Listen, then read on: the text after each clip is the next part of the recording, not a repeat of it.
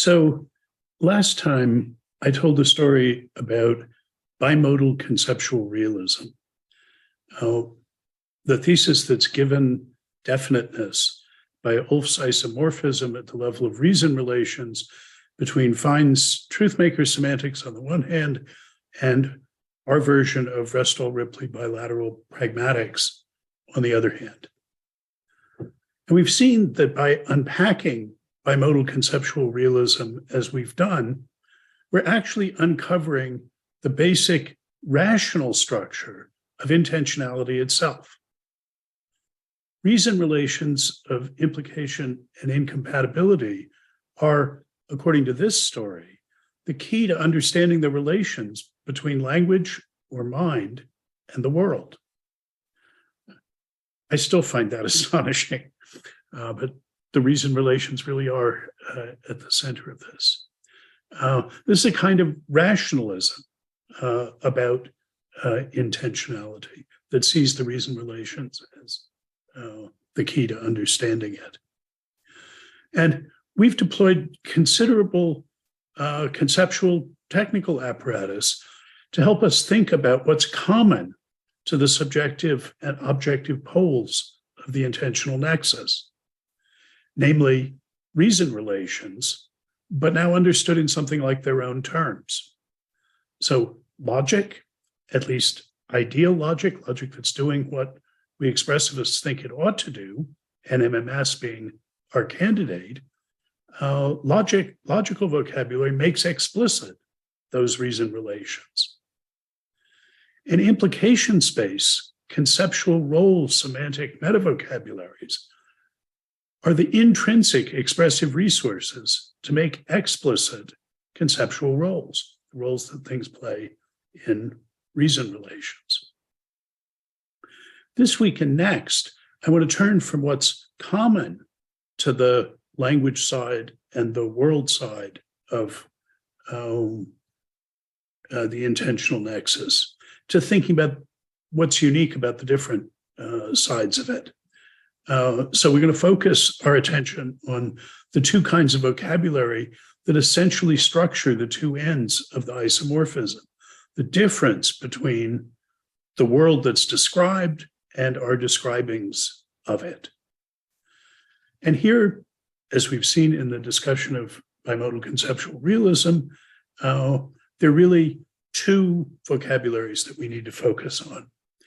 Alethic modal vocabulary on the objective side of what we're talking and thinking about, deployed in a semantic metavocabulary, for instance, the truthmaker semantic metavocabulary, and deontic normative metavocabulary on the subjective side of what we're doing in talking and thinking, deployed in a pragmatic metavocabulary.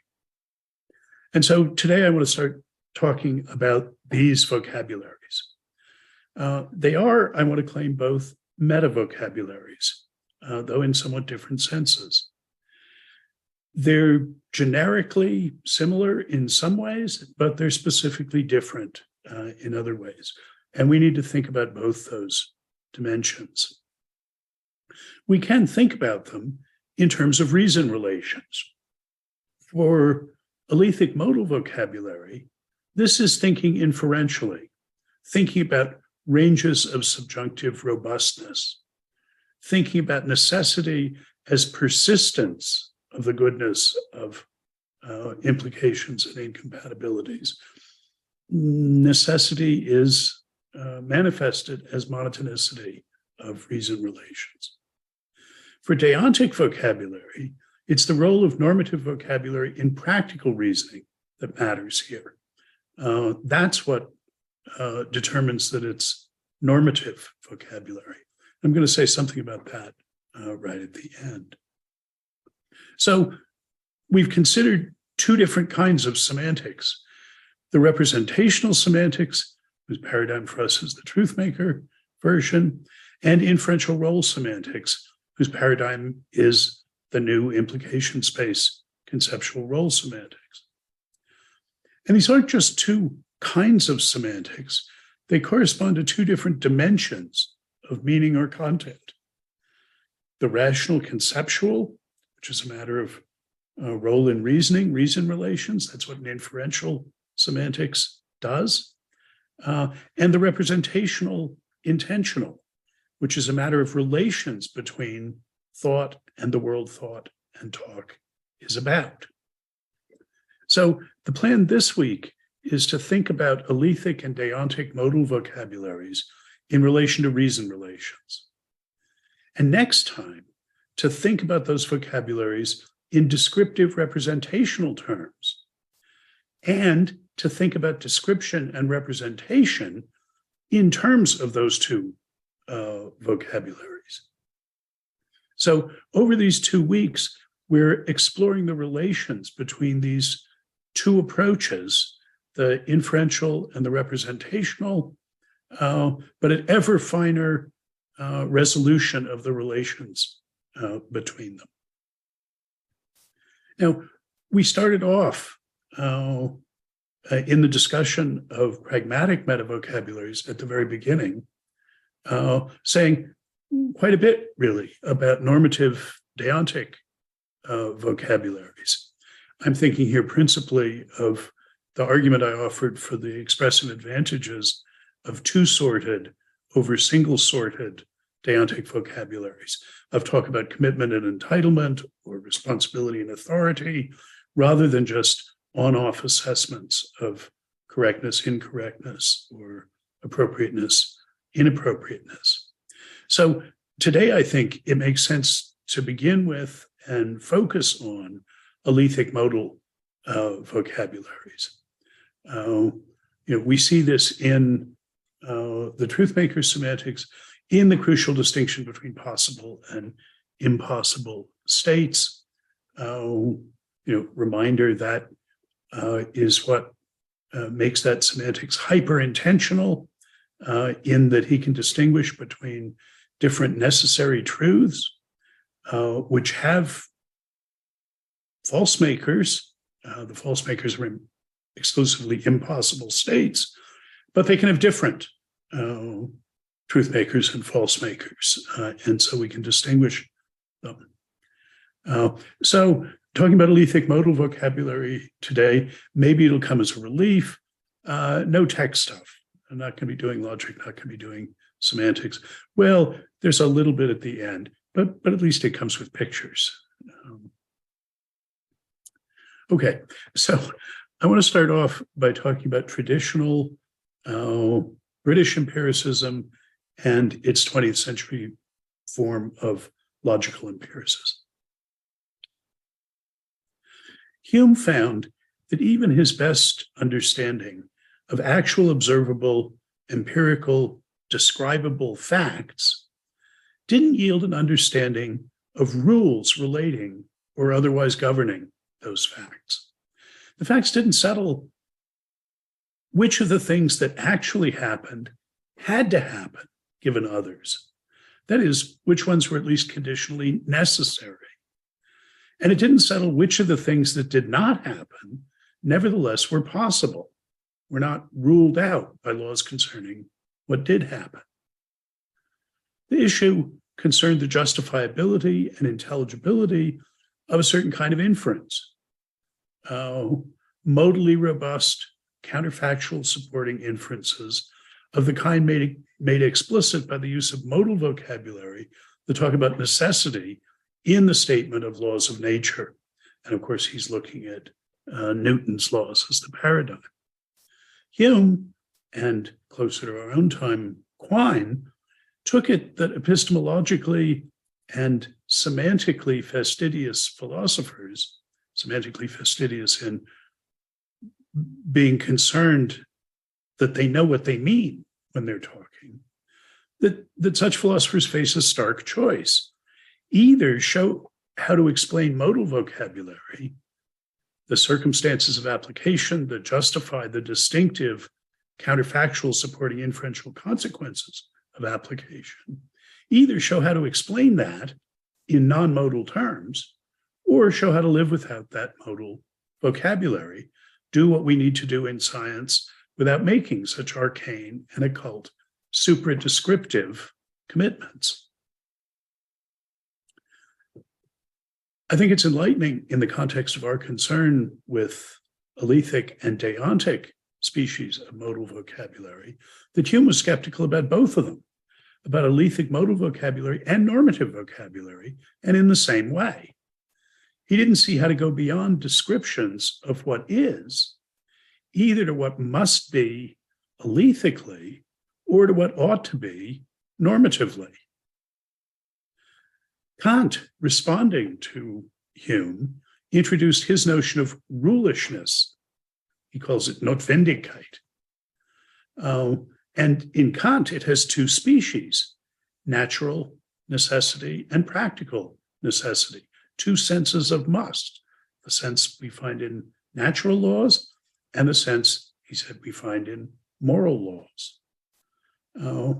And Kant's response to Hume's skepticism about these two kinds of modality, alethic and deontic, was the same. He saw them as species of rulishness. Rules for him were concepts. And he saw that rulishness as implicit in the nature of concepts themselves. The concepts we apply in judgment that become articulate as laws of nature with alethic modality, and implicit in the concepts that we apply in intentional agency that become explicit in normative vocabulary. And we're going to be following out some of that Kantian response to the Humean criticism. If we jump ahead into the middle of the 20th century, the status and respectability of alethic modality was always a point of contention between naturalism and empiricism. Naturalism in ontology, particularly scientific naturalism, that sees laws of nature as essential to our understanding of what there is, and empiricism, a view about the nature of our knowledge of how things are, that sees it as rooted in experience. And this tension about the status of modality seems necessary for a scientific naturalism and seems unintelligible, something we can't justify in an empiricist epistemology. We can't explain how we would know about these things. This tension was a principal source of conflict within the Vienna Circle, dividing Neurath and Schlick. For instance, Neurath, the naturalist, says, look, if these collide, we should go with the scientific naturalism. Schlick, the empiricist, who says if they collide, we've got to let our empiricist epistemological scruples forbid us from endorsing the notion of laws of nature. And Carnap spent most of his time trying to keep these two wings of the Vienna Circle from flying off in different directions. Modality isn't a problem for the naturalists, because modal vocabulary is an integral part of all candidate natural scientific base vocabularies. Fundamental physics is a language of laws. Special sciences distinguish between true and false counterfactual claims, and even ordinary empirical talk is richly dispositional. But modality has always been, alethic modality has always been a stumbling block for the empiricist tradition. Ever since Hume formulated his epistemological, and I think we can see ultimately semantic objections to the concepts of law and necessary connection.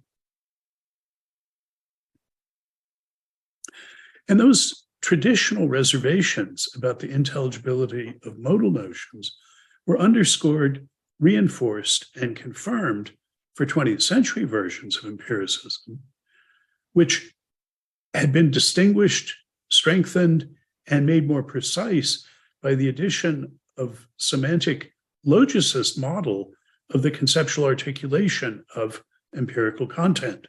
What was special about logical empiricism was where British empiricism had just had psychological relations of association, resemblance, juxtaposition, to use as the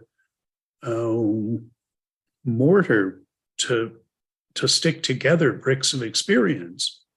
In the 20th century, we had the powerful modern methods of mathematical logic. We had Principia Mathematica that we could use to articulate the relations among those crystals of experience at Leibniz that were common to the British empiricists and the 20th century empiricists.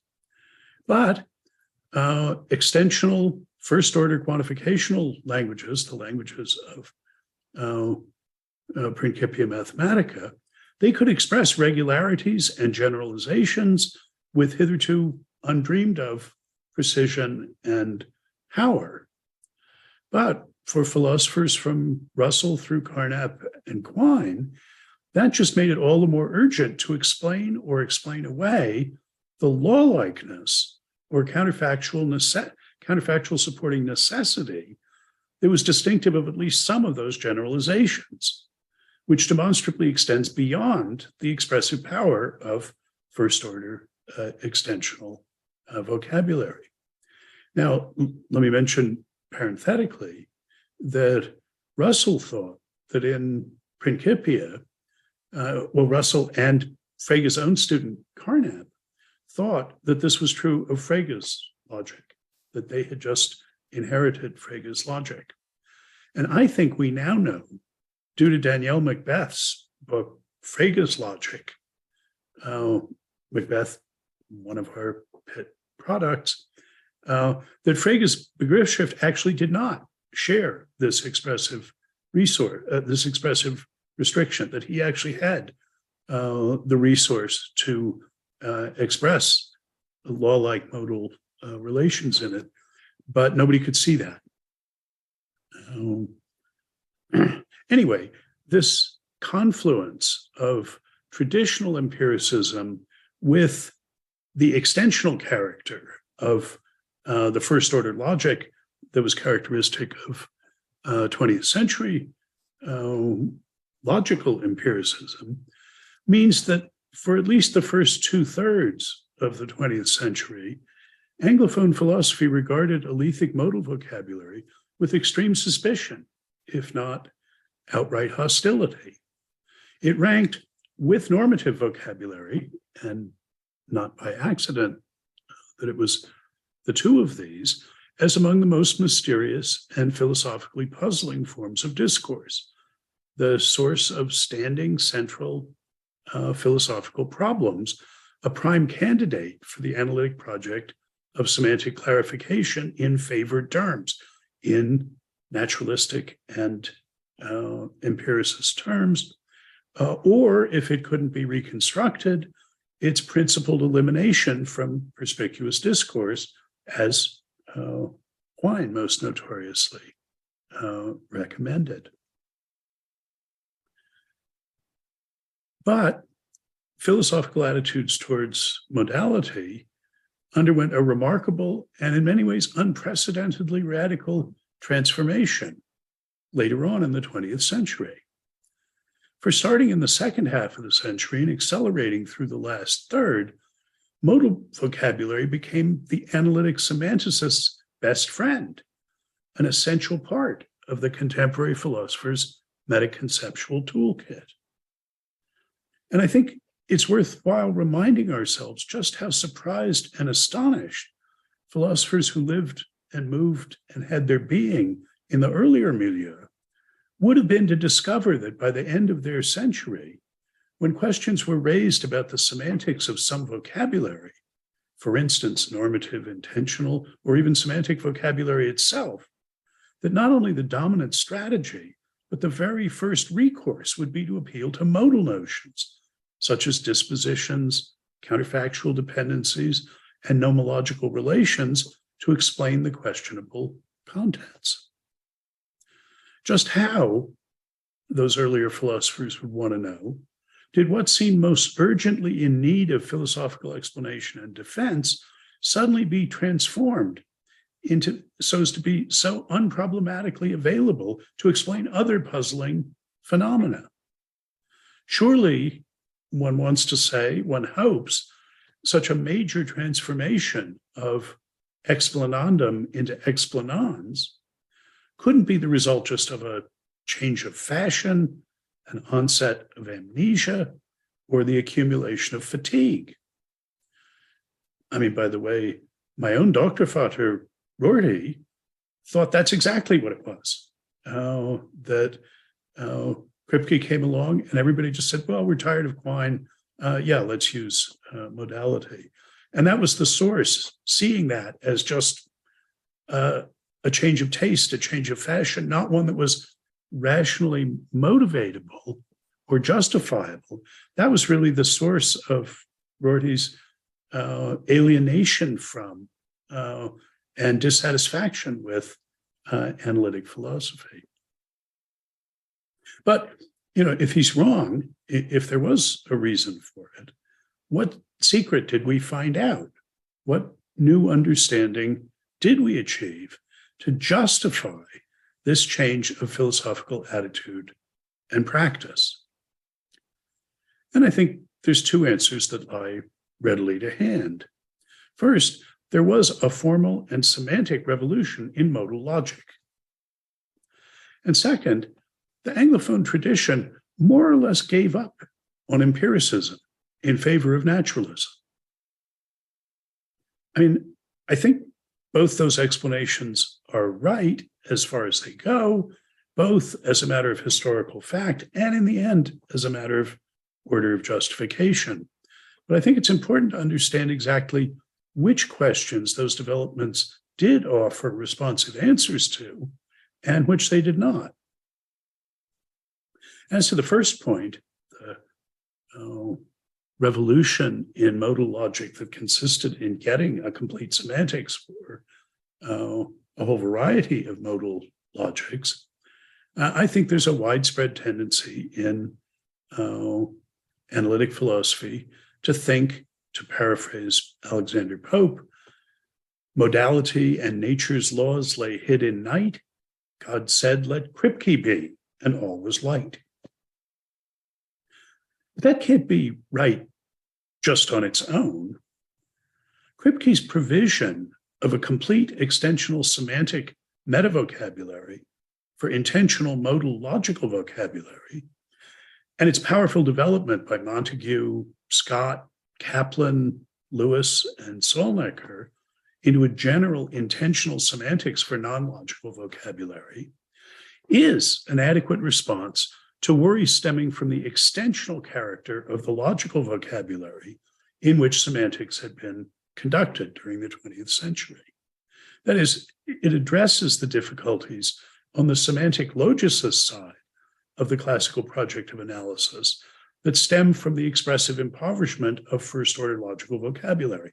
You couldn't explain the difference. You couldn't express the difference between law-like generalities and merely contingent generalities, the difference between all the coins in my pocket happening to be copper, a true generalization, and copper melting at 1084 degrees C.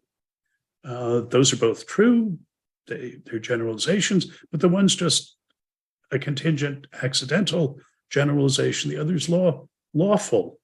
And you couldn't express that in extensional logical terms, and you can in modal logical terms. So making that kind of logic semantically respectable, that responded to the worry that 20th century logical empiricists had coming from the side of the expressive impoverishment of their logic. But that formal development doesn't help at all with the epistemological concerns that originally motivated Hume and continued to motivate Quine.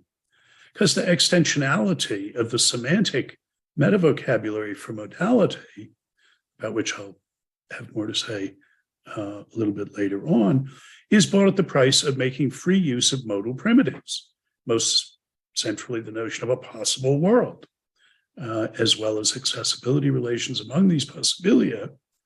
And as Quine emphasized, the modal vocabulary whose use is essential to that semantic approach evidently falls within the circle of terms and concepts to which empiricist suspicions and questions apply. Even putting aside ontological issues about whether to think of possible worlds as abstract objects, as Stolnicker does, or as concrete particulars spatio-temporally unconnected to our own universe, or as sui generis possibilia, all these ontological issues. But if we put all those aside, the epistemological question of how we're to understand the possibility of knowing anything about them, or their accessibility relations, and the question how, if the possibility of such cognitive contact is mysterious, the idea of our having semantic contact necessary to so much as talk about or think about possible worlds, how are we to understand that? That epistemological question is completely untouched by the revolution in modal logic and its semantics.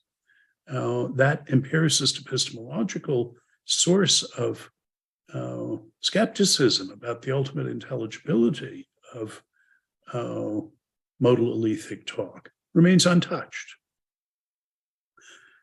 David Lewis, my other Dr. Frater, in his essay Languages and Language, appreciated the severe epistemological challenges of doing semantics in terms of possible worlds.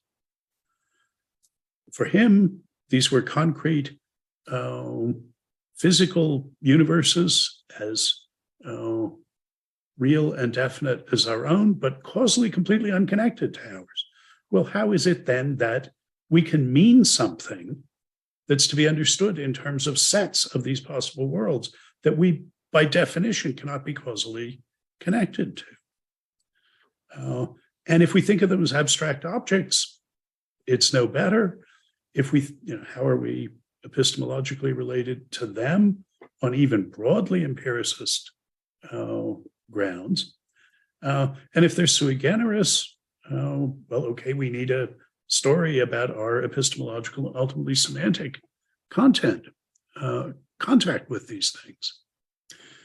I mean, I mentioned in passing a version of this issue that arises for truthmaker semantics when I asked, well, how are we to understand what it is about what we do in using language that secures the connection between truth makers and false makers, states, possible and impossible, remember, and our expressions?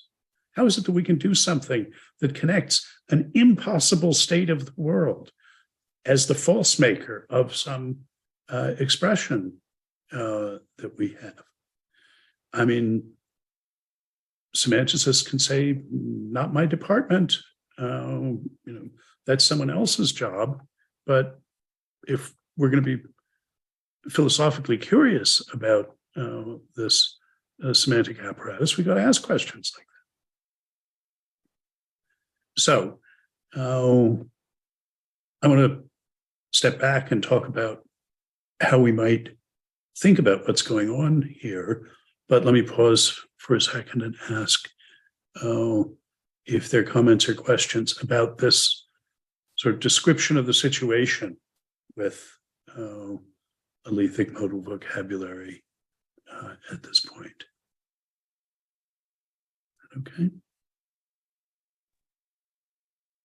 Okay. Sorry. Yeah. Oh, sorry. Thank you, Professor. Can I ask,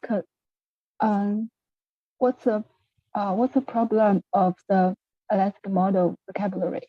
To put them into the inferior level.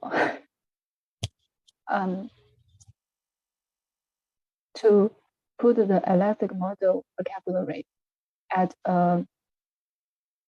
inferior level. I mean, the problem is, I think, broadly epistemological. How do we understand our knowledge of merely possible events, or our knowledge of the fact that some of the things that actually happened had to happen given what had already happened, whereas others of them merely happened to happen.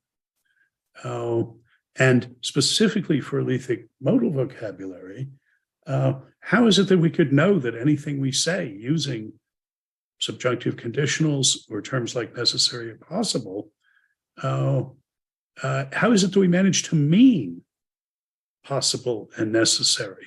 How do we get to talk about and think about what's merely possible or what's necessary?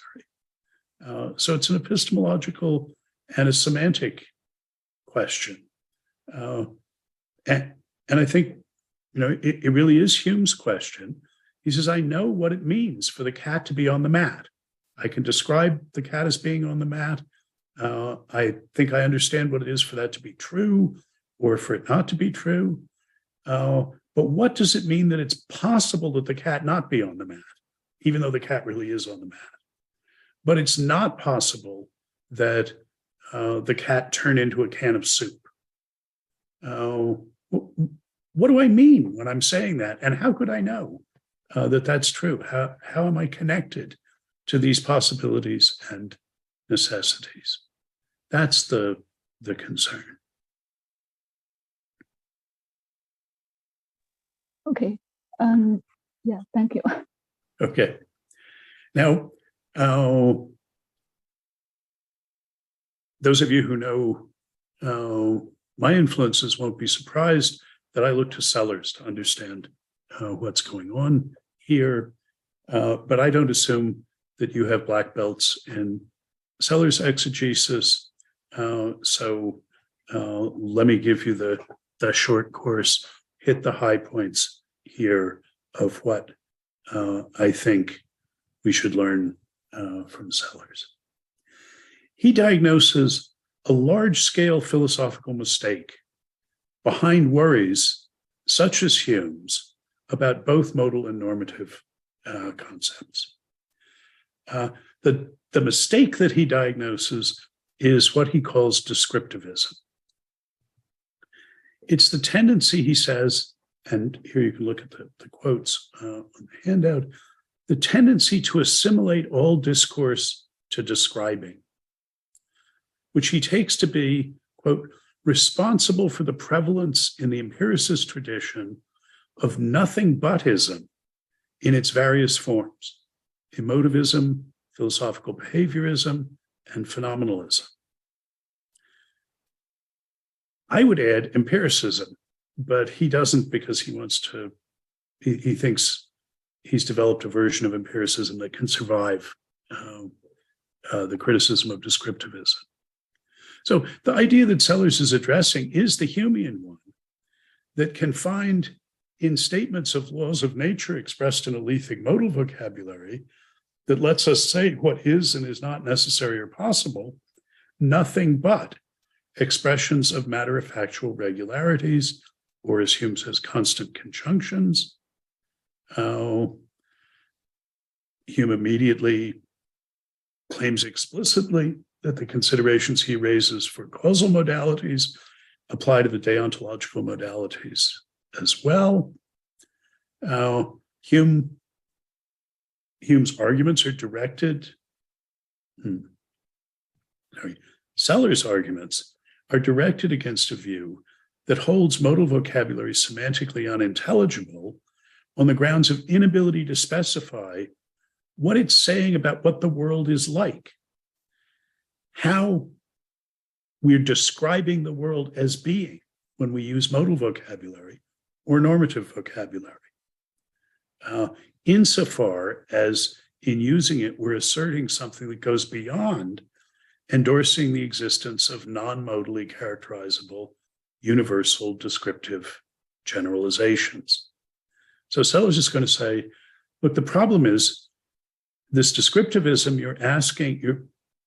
you're in a Procrustean way demanding that our explanation semantically and epistemologically of the use of these modal vocabularies, Alethic modal and deontic normative, consist in a specification of how we're describing the world as being when we talk about what's possible and what's necessary, or how things ought to be or ought not to be. That's assuming that the use of these expressions is to describe how the world is. And you find out, well, we're not describing the world in using this vocabulary, and conclude that it's illegitimate. That move is the descriptivism that he's objecting to. He sees that the Humean-Quinean empiricist semantic challenge to the legitimacy of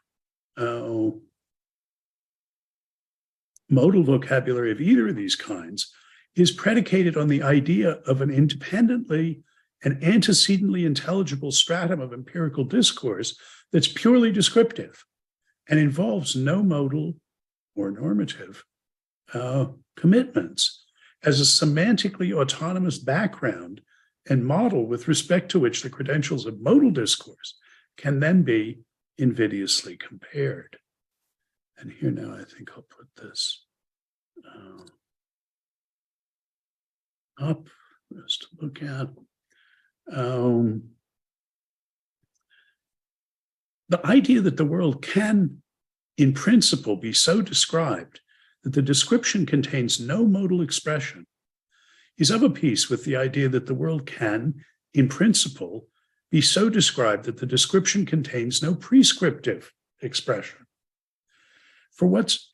So here he's balancing, saying the same mistake is involved in puzzlement about Alethic modal vocabulary and normative vocabulary. You might think, well, is this just a coincidence that the two vocabularies that bimodal conceptual realism say articulate the two ends of the intentional nexus are the subject of these skeptical worries and stem skeptical worries that Sellers is going to argue stem from the same mistake, from a descriptivist mistake. Well, it's not just a bizarre coincidence. There's something deeply connecting these facts. For what is being called to mind is the ideal statement of everything that is the case, which, however, serves through and through only the purpose of stating what is the case. And it is a logical truth.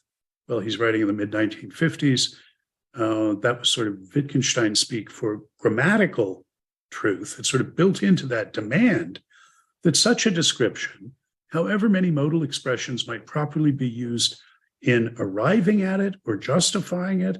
He's thinking about arguments by induction for generalizations, or in showing the relevance of one of its components to another, could contain no modal expression. So Sellers here is going to give an anti-descriptivist argument, not because he thinks there isn't such a thing as description or description isn't important. Describing is something we do. It's an essential feature of language. And it does make sense, he says, to talk about purely descriptive vocabulary. And so it makes sense to talk about what we can say or think using only descriptive vocabulary. But he says we mustn't think that that's what all vocabulary is doing, describing. And we shouldn't draw the conclusion that it's coherent to envisage creatures who can only use and understand descriptive vocabulary, can only use vocabulary to describe. The capacity to describe is part of a battery of abilities that comes as a package, he thinks. As a result, the predicament that Hume and Quine believe themselves to be in is not in fact real, Sellers is going to argue.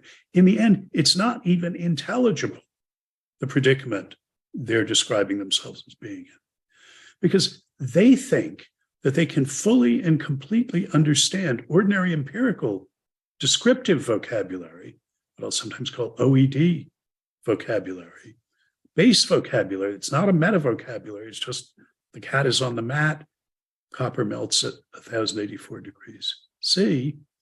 They think they can fully understand such vocabulary, but thereby have no resources sufficient to enable them to understand what's expressed by Alethic modal discourse, about which of the descriptions they can apply necessarily entail the applicability of others and the impossibility of still others. But, Sellers says, such a situation requires ignoring a fundamental semantic fact. So I'm going to talk about 3 Solarzian claims here, and this is the first one. And it's at the bottom of page 1 of the handout here. It's only because the expressions in terms of which we describe objects, even such basic expressions as words for the perceptible characteristics of molar objects, that is what Austin described as middle-sized bits of dry goods, cats and carrots and stones and stuff like that. It's only because the expressions in terms of which we describe objects locate these objects in a space of implications that they describe at all, rather than merely labeling. Now, this is a familiar point for us, that expressions need to stand in reason relations to other expressions to be conceptually contentful. But Sellers here is putting this in terms of a distinction between describing on the one hand and merely labeling on the other hand. So it's worth looking a little bit more closely at that distinction. Labels express classifications. You can classify objects as being of the same kind by putting the same label on them. And Sellers is saying classification understood that way, as labeling, is not a good candidate for distinguishing conceptual classification or conceptual contentfulness, which is what you're doing when you describe something, is classifying it, okay, but classifying it conceptually by applying a conceptual content to it. So he's saying there's a difference between describing it, classifying it by applying a concept to it, and merely labeling it, merely classifying it. Why isn't classification good enough for description? Well, suppose somebody gave you a wand and said, this wand is going to explain a concept that you don't understand, the concept of being grivey.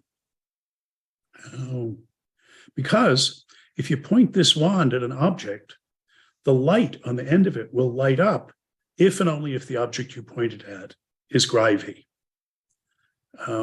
So you find out, the speakers on your stereo are grivey, but the microphone I'm speaking into isn't.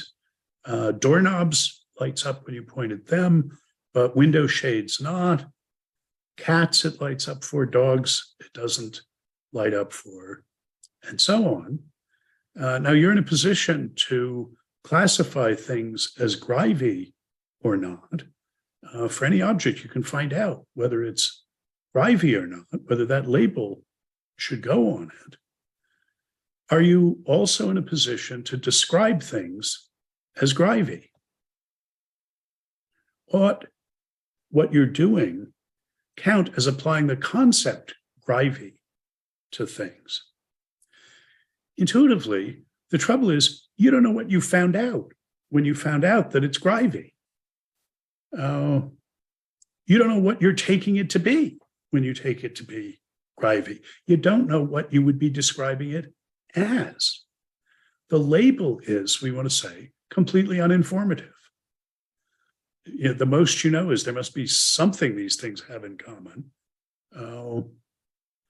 When I pointed at the cat again, it still lights up. Pointed at the dog, it still doesn't. It's not just randomly doing this.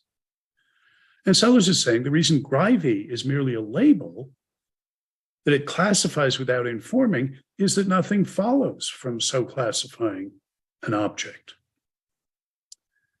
It's not situated, that term is not situated in a space of implications and incompatibilities.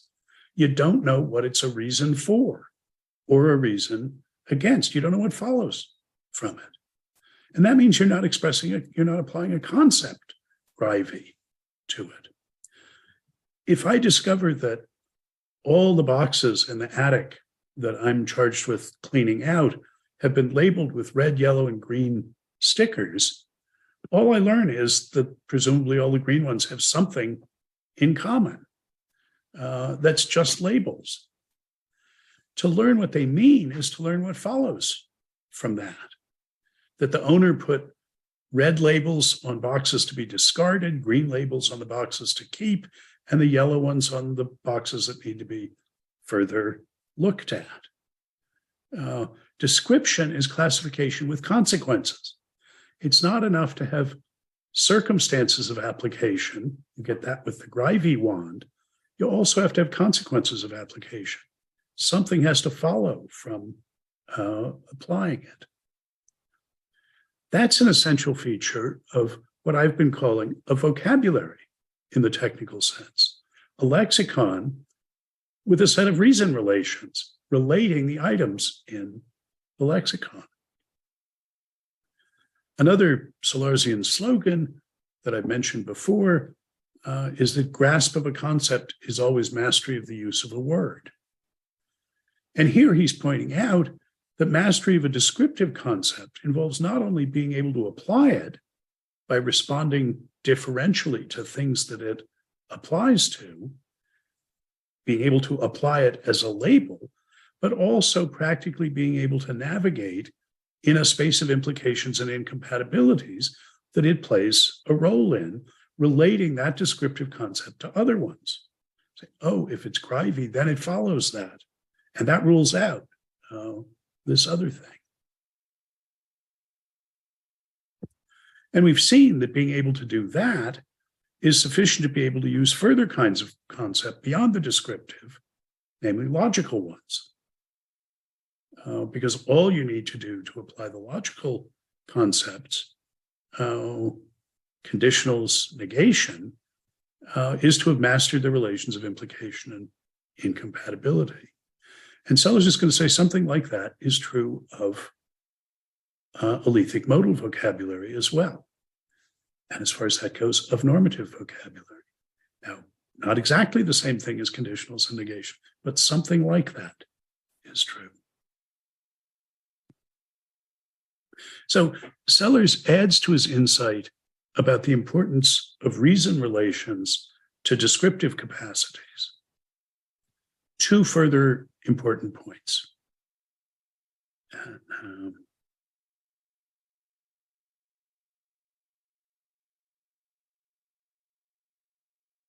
The first one is that we should understand the connection between the discursive activity of description and reason relations of implication as connecting description to the activity of explanation. So here he says, although describing and explaining, and in a box with explaining goes predicting, retrodicting, understanding, although describing and explaining are distinguishable, they're also in an important sense inseparable. The descriptive and explanatory resources of the language advance hand in hand.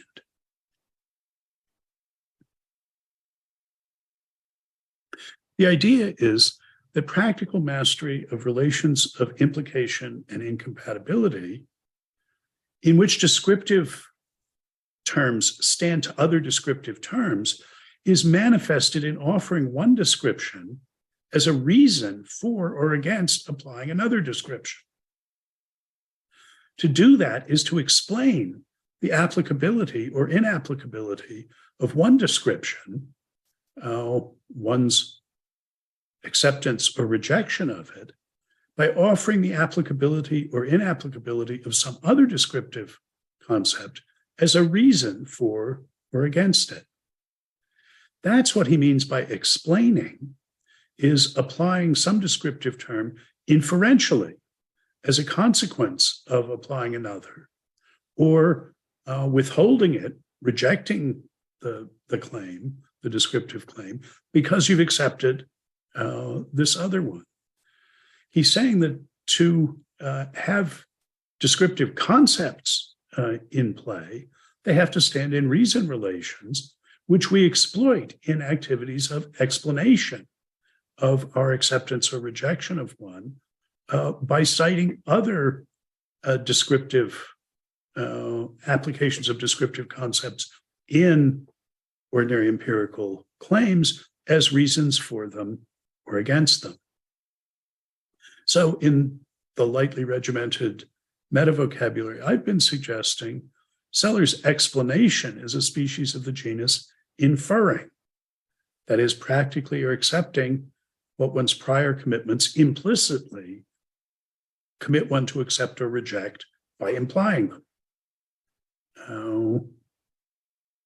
And the underlying idea just is that at the center of our construal of social practices demarcated as discursive practices is that they treat some performances as having the pragmatic significance of claiming that things are thus and so, describing things as being some way. We said from the beginning that that includes their liability to rational challenges in the form of other claimings that serve as reasons against them, and susceptibility to rational defenses in the form of further claimings that serve as reasons for them. Now, you might have been surprised that in the parenthesis there, when Sellers is saying that describing and explaining go hand in hand, to be able to do the one, you have to be able to do the other. That in the parenthesis, he included understanding. Now, I think understanding and meaning are coordinate concepts, and explanation can be a way of conveying understanding.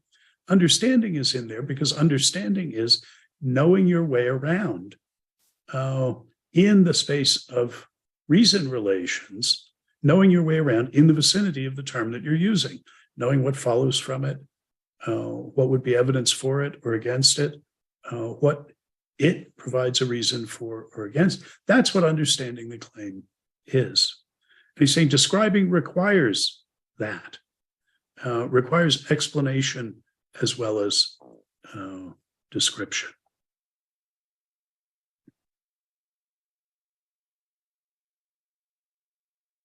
But his claim that practices of description are inseparable from practices of explanation importantly points beyond what I argued for already in talking about how discursive practices could be demarcated and distinguished from non-discursive ones.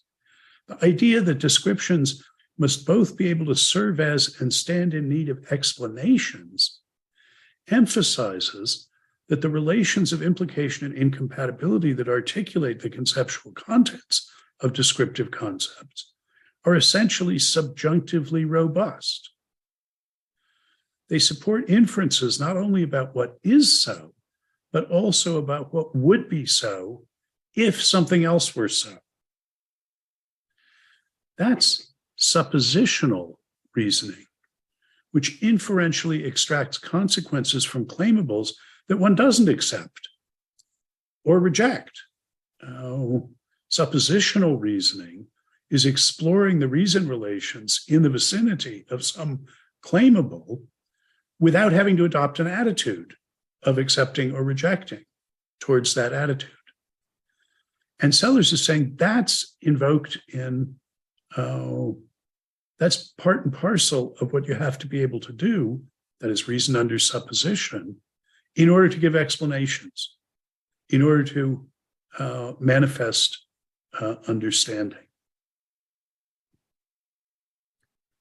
Grasp of conceptual contents expressed by ordinary empirical descriptive vocabulary has to be understood to include mastery of the space of implications and incompatibilities in which they stand to one another.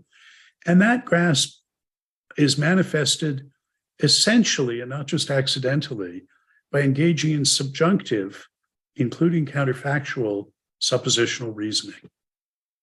Reasoning that doesn't require you to take a stand on the premises of accepting or rejecting the premises from which you're extracting consequences.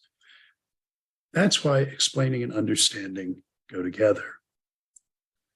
And that's the claim that brings us to the third important Solarzian claim, which is that the expressive job characteristic of Alethic modal vocabulary is to make explicit the subjunctive robustness of the reason relations of ordinary empirical descriptive vocabulary, which consists, what I'm calling subjunctive robustness, consists in their supporting suppositional inferences, the drawing or extraction of implicit consequences without one's having to take a stand for or against accepting or rejecting the claimables whose reason relations one is exploring. He's saying to be able to master, to have the ability, to have the abilities in which mastery of these reason relations consists, essentially involves being able to reason suppositionally, as well as being able to reason from commitments one actually has. This is a pragmatic claim about what you must be able to do, namely infer, explain, treat one claim as a reason for another, in order for what one is doing to count as describing, that connects to the use of modal vocabulary via the principle that here, to make firsthand use of these modal expressions is to be about the business of explaining a state of affairs or justifying an assertion. See, modal vocabulary comes up essentially in practices of giving and asking for reasons, in practices of justifying one claim by giving a reason for or against that claim. That's what you're doing in using modal expressions, is explaining, justifying, or endorsing an inference. So he sees modal locutions as tools used in the enterprise of making explicit the rules we've adopted for thought and action. I shall be interpreting our judgments to the effect that A causally necessitates B, heating the copper coin to 2000 degrees C necessitates its melting, as the expression of a rule governing our use of the terms copper and temperature and melting and so on. A rule, what kind of a rule? An inferential rule, a rule regarding what's a reason for what.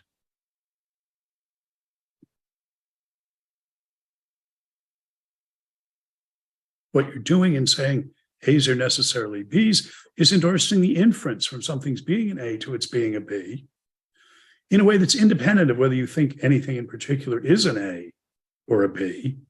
That is suppositionally. That's an essential part. Well, that's the feature. He's saying that is expressed by modal vocabulary on the one hand, and it is an essential part of mastering the reason relations that articulate the descriptive conceptual content, the conceptual content of ordinary descriptive vocabulary. Following Ryle, he takes modal expressions to function as inference licenses, expressing our commitment to the goodness of suppositional reasoning, including subjunctively and counterfactually robust inferences from necessitating to necessitated conditions. So I think these 3 points of Sellers that I think these are right, that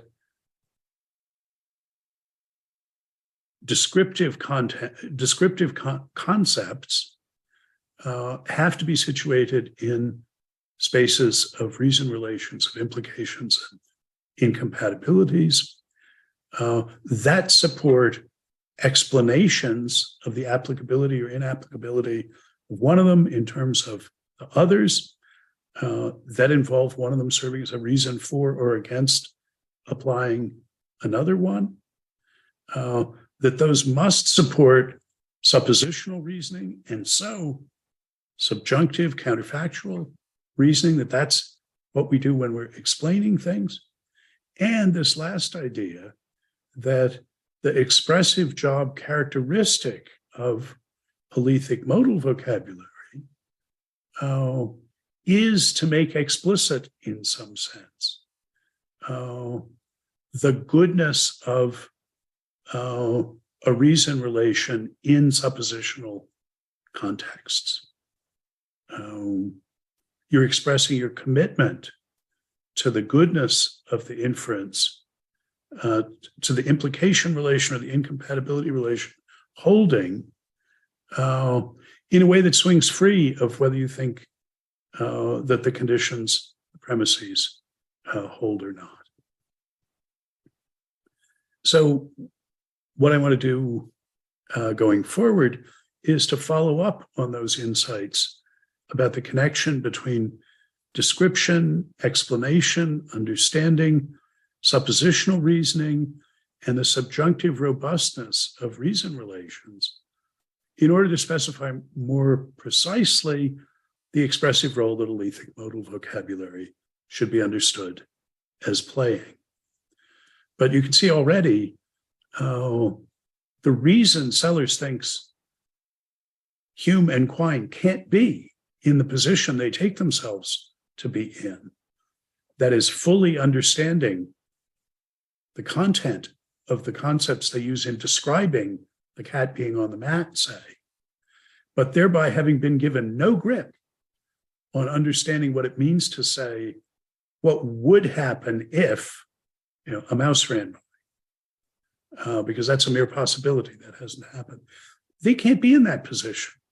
You have to be able to reason subjunctively, suppositionally about what would follow if, in order to grasp the content cat and mat and on.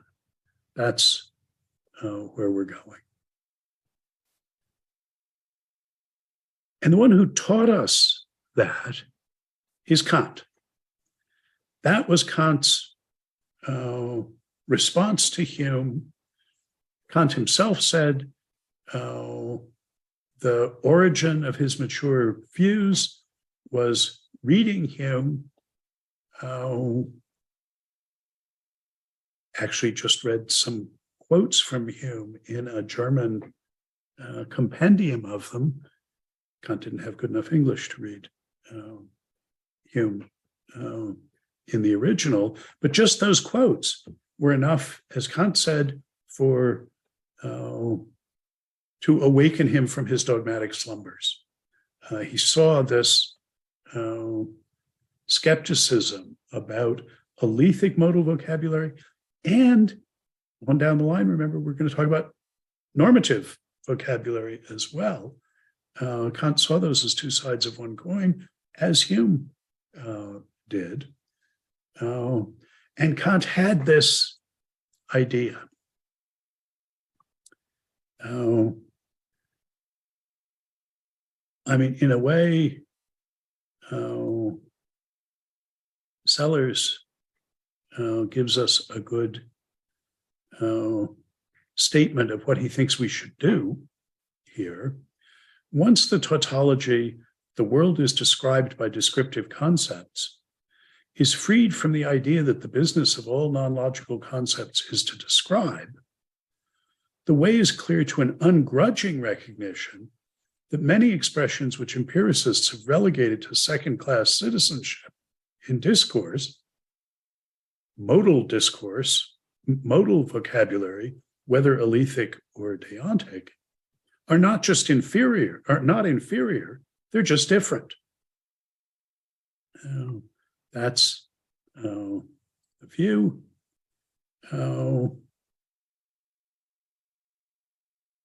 And as indicated in the passages from Sellars that we looked at earlier, the principal kinds of locutions whose defining expressive roles are not descriptive that he has in mind are just the ones we're concerned with. Alethic modal vocabulary and normative, he says prescriptive vocabulary.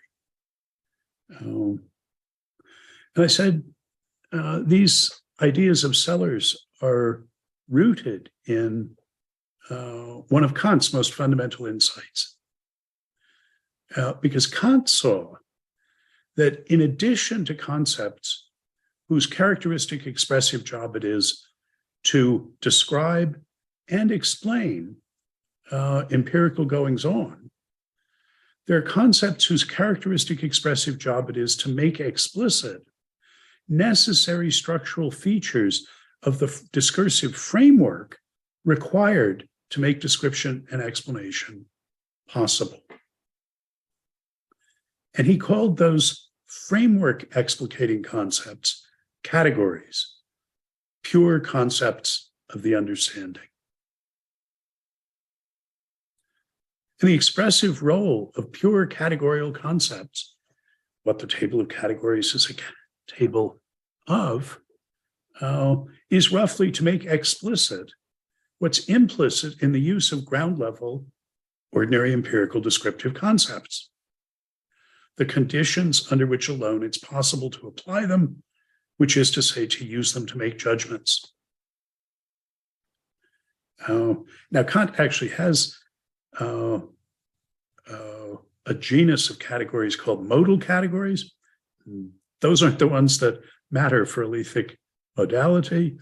It's his talk about hypothetical judgments that inferentially relate one to another, and judgments that exclude one another. Those are the categories that are most immediately relevant here.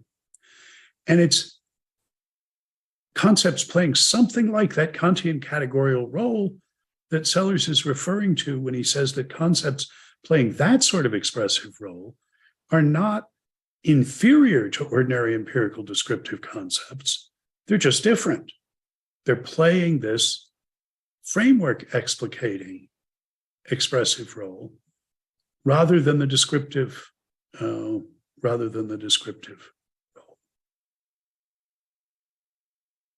So Kant's thought here actually starts with the epistemological difference that Hume notices and elaborates between ordinary empirical descriptive concepts and concepts expressing, on the one hand, lawful causal explanatory relations between them, and on the other hand, normative assessments of them. Kant saw that there's a big difference in the expressive role.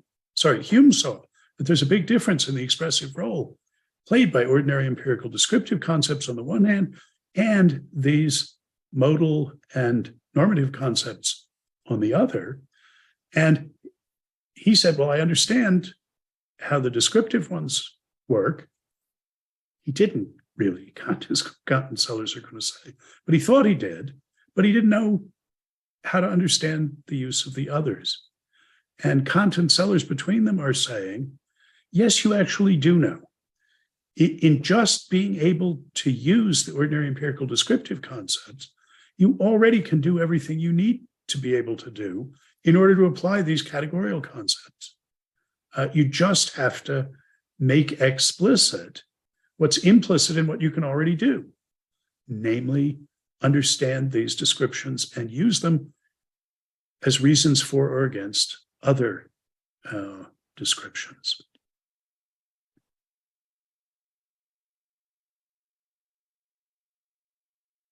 So Kant looks at Newton's formulation of the best understanding of his day in Principia Mathematica and sees that the newly introduced concepts of force and mass aren't intelligible apart from the laws that relate them. If we give up the claim that F equals ma, we don't mean force and mass. We're using different concepts. And that's to say that if we can't use statements about the force and mass and acceleration of objects inferentially, say, well, this is the force acting on this mass, so it will accelerate in this way. So it would accelerate in this way. If we can't exploit those inferential connections among them, we don't mean force and mass and acceleration by those terms. All right, acceleration you can make sense of without force and mass. The medievals had a good grip on that, but force and mass here. And it led Kant to the insight that we saw operative in Seller's distinction between description and mere labeling, namely that the contents of concepts are articulated by rules of reasoning with them. Indeed, Kant defined concepts as rules of reasoning, in effect. And it leads Kant further to see that the implications presupposed by conceptual contents of ordinary empirical descriptive vocabulary must support the kind of subjunctively robust suppositional reasoning that's licensed by laws of the form F equal ma.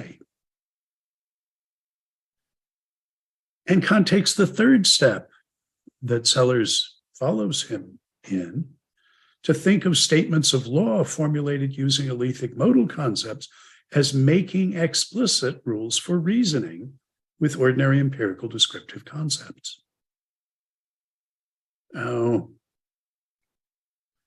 Sellers boils this view down into the title of one of his essays, which is called Concepts as Involving Laws and Inconceivable Without Them.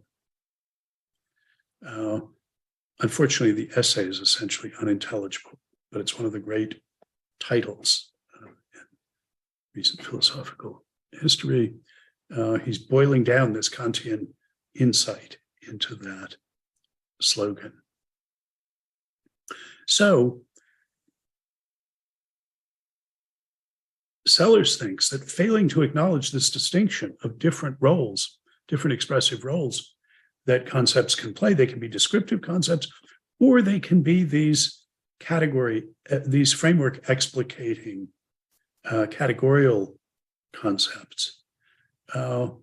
That's the source of what he calls the descriptivist error, the source of all forms of nothing butism in Anglophone philosophy, he thinks.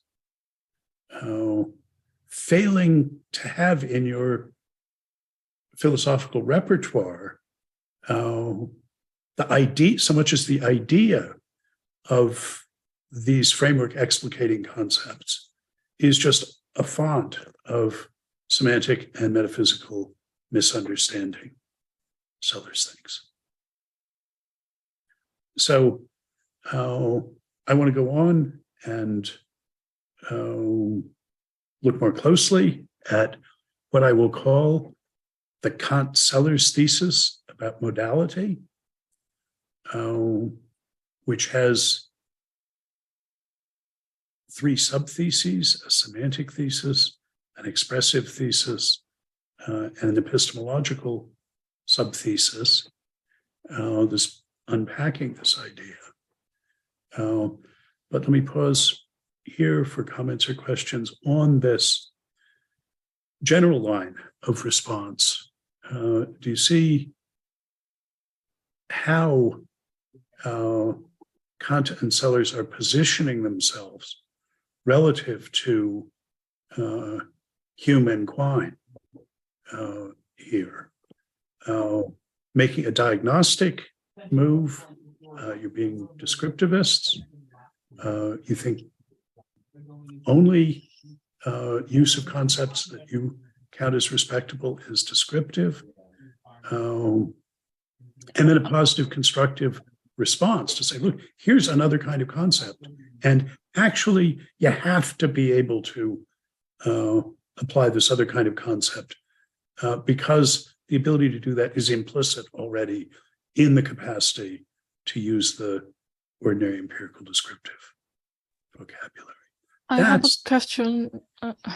Please. Yeah, I have a question on the idea that if we already can use the descriptive concepts, we already understand the relevant laws governing that, relevant laws including that concept. My question lies in the idea that there are several or even infinite number of laws relevant to one concept. So one concept can be related to lots of laws. And if our understanding of that descriptive concept includes understanding of laws, it seems like too strong commitment. We can all of laws. But if just partial understanding of a limited number of laws are enough to understand that descriptive concept, I feel like different speakers have different understandings about different lists of laws. So it seems like they are using same descriptive concept, but actually they are relating different laws with that descriptive concept. In that case, we have to say they are using different concepts in their own description. Okay, that's a very good question. Very articulate, and sort of the two pieces. Here's a dilemma. Either we've got to know all the inferences and suppositional inferences involving it, which seems impossible, or if we don't, each of us is liable to know a different subpart of it, and then how can we understand us as communicating, disagreeing with each other, as applying the same conceptual content? Okay. Kant gives us the first one of the important pieces of this in saying the important thing about concepts is not our grip on them. It's their grip on us. That is, where the tradition had thought about our grasp on concepts. Do I have a clear and distinct idea? Do I have a confused or inadequate idea? Kant says, think of concepts as rules that you bind yourself by, that determine what you're committed to by applying that concept. So when I apply the concept copper, I have committed myself to its being copper.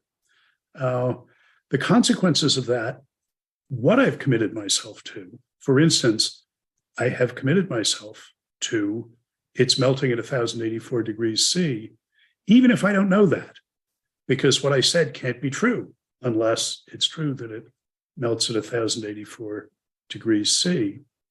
I've bound myself by those, inferential norms, to get a little bit ahead of ourselves. My commitment is articulated by the inferential relations that concept copper that I've applied really stand in, regardless of how much of that I actually know and could differentially respond to. So the reason you and I can disagree about whether the coin is copper, or maybe I say, oh, it isn't copper, it's antimony, but in fact, I don't know about the differences between copper and antimony, and I couldn't tell you, what the difference in the commitment is.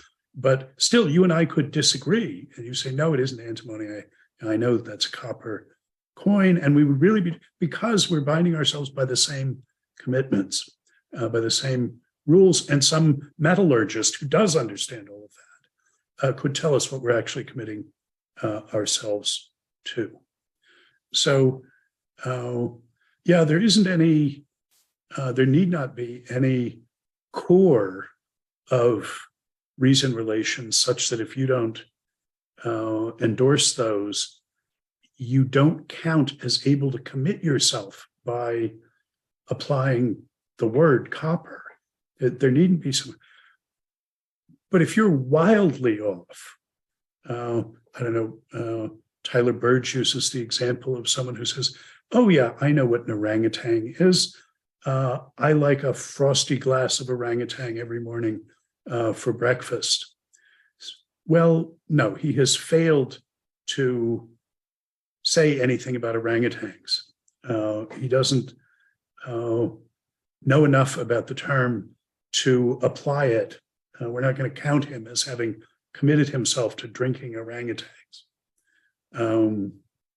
But if you're a speaker of the language and you know the general categories of it, we count you as able to apply the term and commit yourself, and we'll hold you responsible for those, even though we say, well, then stop talking about this if you don't know what you're talking about. If you don't know what you're committing yourself to, then why are we, having a conversation? But I can also say, well, you know enough about it. Let me tell you what the melting point of copper is. That's part of what you're committing yourself to. So Kant didn't think of binding ourselves by these norms, these conceptual norms, the reason relations that articulate them. He didn't think of that as a social thing. He thought of that as something you could do in foro interno. But Hegel and Wittgenstein, Sellers taught us to think of this in terms of public speech acts. So do we understand each other when we talk about antimony and copper? Well, sort of, but we can genuinely disagree, because I really have claimed that it's antimony and not molybdenum, say, even if I don't know anything about what distinguishes antimony from molybdenum.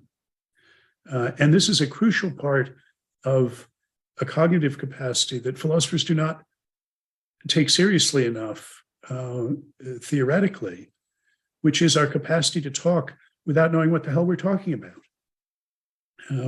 which we do all the time. And it's crucial that we do it all the time. We have to be able to do that. Or, as you say, it would be, an unreasonable demand that I know all the inferential commitments that I'm undertaking by making some claim that I do make.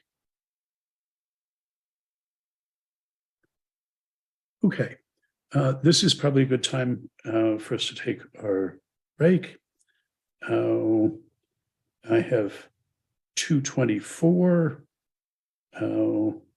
So let's come back at 2:39.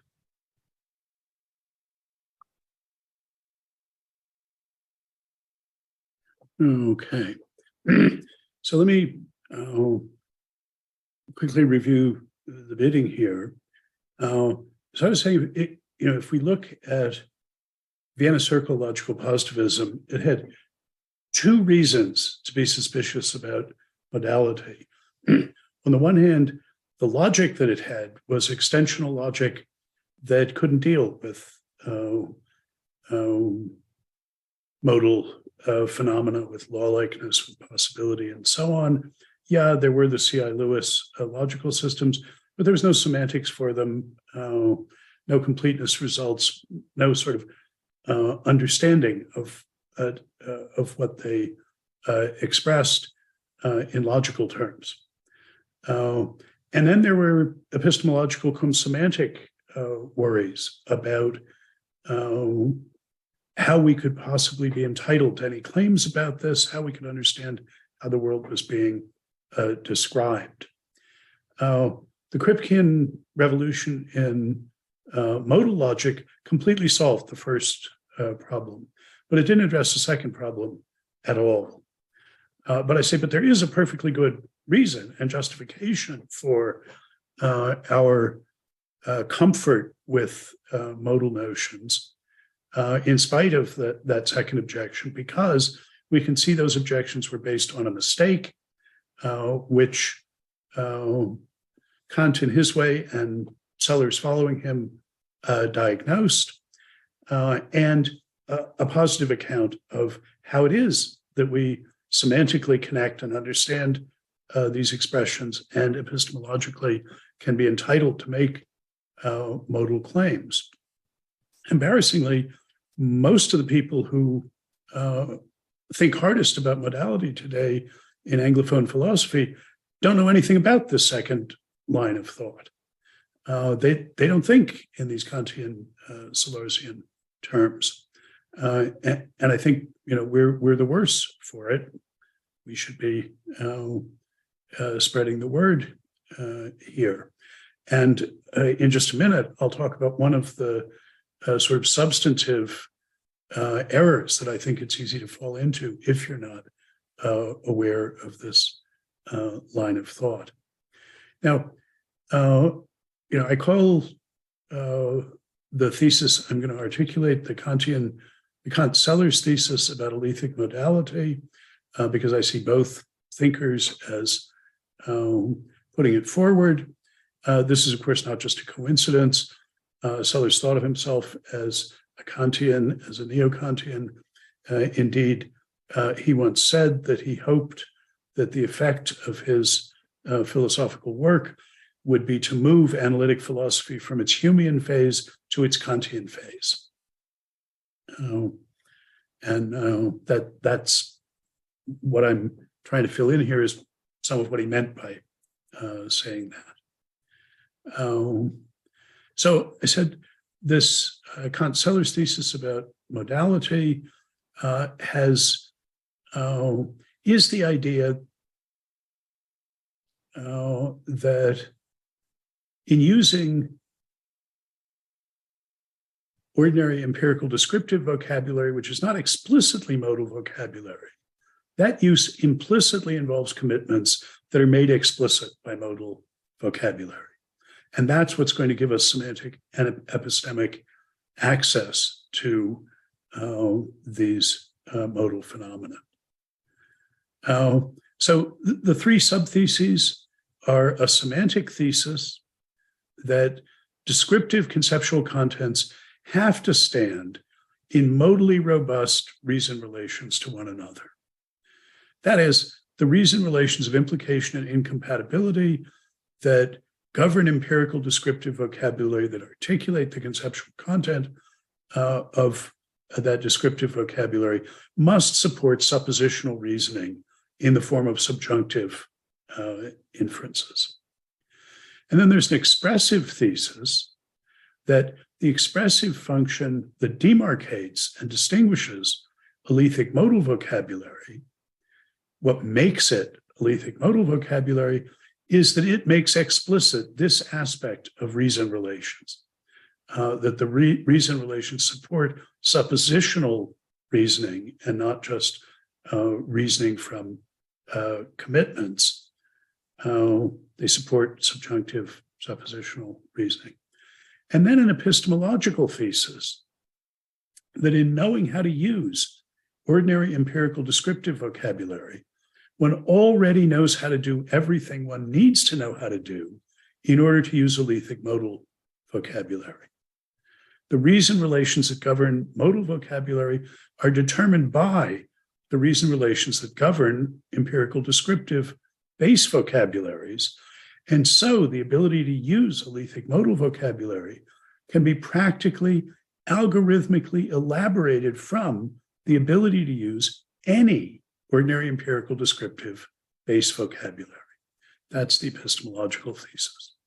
So I want to consider each of those in more detail in turn. So I've already said something about the semantic claim here. But let me offer a little bit more argument and then point to some of its consequences. So meaning and understanding are coordinate concepts. Sort of meaning is what you understand. What you do with meanings is understand them. Understanding an empirical descriptive concept, such as lion or copper, involves mastering reason relations of implication and incompatibility that support suppositional inferences, which are expressed by subjunctive conditionals. So you need to endorse such inferences as, if the hungry lioness in the veldt were to see a nearby limping antelope, she would chase and attack it. And she would still do that if it were Thursday instead of Wednesday, or if I had just received a text on my phone in Pittsburgh, but she wouldn't do it if she were struck by lightning or shot dead by a hunter. The claim is that understanding what a lion is involves seeing the applicability of the concept lion as standing in those sorts of reason relations and being able to endorse suppositional inferences, that is, inferences about what would happen if, well, you don't think she was actually shot dead by a hunter, but if she were, then she would not chase the antelope. Knowing things like that is that implications like that follow is what your understanding of the concept consists in. The strongest version of that claim is that every empirical descriptive concept has subjunctive or counterfactual consequences that are necessary conditions of its applicability. So something does not count as copper unless it would melt if it were heated beyond 1084 degrees C. It's not copper unless it would conduct electricity if a current were applied to it. It's not water unless it would dissociate into hydrogen and oxygen if it were subjected to a strong electric current. If those counterfactuals aren't true, then neither is the descriptive claim that this sample is copper or water.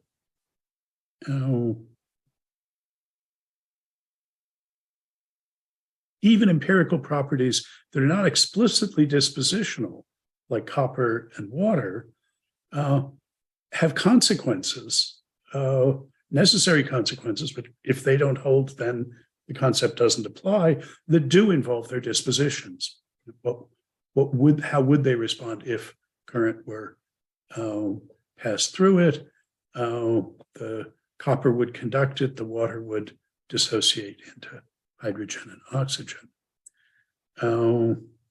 Quine, this is sort of an aside, was driven to his thoroughgoing hostility to modalities in all their forms by the combination of the Humean epistemological and the sort of Russellian logical difficulties that I mentioned before.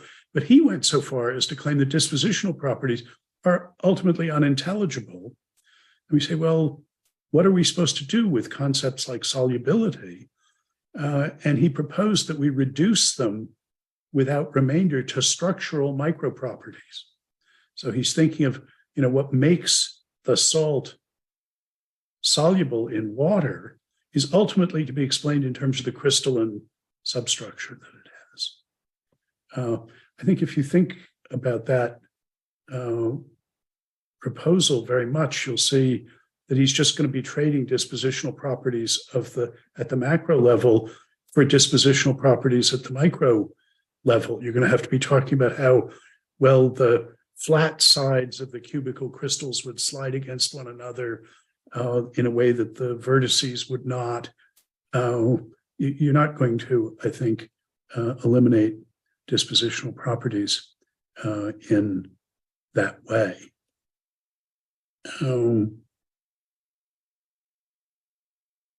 Okay.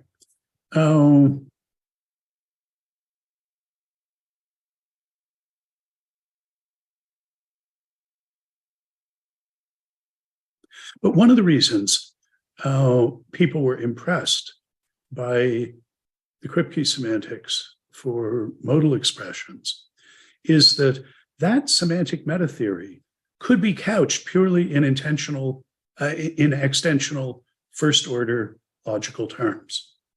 You just have to quantify over sets of possible worlds in order to explain the applicability of modal expressions to the individual possible worlds. So people thought, okay, though Quine is never going to be convinced, we can give an extensional semantics in an extensional semantic metavocabulary for intentional vocabulary like modal vocabulary, but dispositional vocabulary in general. So that's good enough for us. Now, there's a sense in which that's true, but Quine packed into the notion of extensionality, and it's his concept. He packed in more than just intersubstitutability of coreferential terms salva veritate, which is the official definition of an extensional context. He assumed that vocabularies that are extensional in that substitutional sense define a pragmatically and semantically autonomous stratum of discourse, that there could be a purely extensional discourse. And the semantic Kant-Sellers thesis about modality says that's a mistake. That's a step too far. But the people who developed the second wave of the modal revolution after Kripke's semantics for modal logic in the first stage, the ones who developed general intentional semantics in possible terms, Kripke, David Lewis, my teacher, and David Kaplan, for instance, principal figures among these, they're all Quine students. And the picture they worked with was a two-stage picture of possible world semantics. According to this picture, at the first stage, you specify each possible world in purely extensional non-modal terms. That is, in terms whose applicability in principle only depends on what's true at that world. So you say, okay, in this world, there's a copper cube. Maybe you think that's all there is in this possible world, but we can say in extensional descriptive terms, there's a copper cube here. There's a lake full of water here. We're not using dispositional terms. We're not talking about what's true in other possible ones. We just specify this. There's subatomic particles, and there's holes made up out of them, and so on. And then at the second stage, we add into our specifications modal properties. We say, in the sense of properties whose applicability in this world, whichever one we're talking about, depends on how things are in neighboring worlds, in accessible worlds. So we say, oh, and this copper necessarily melts at 1084 degrees C. That is, in every accessible world, it's true that if it is heated, it does in that world melt. That's what I mean by saying it's necessary.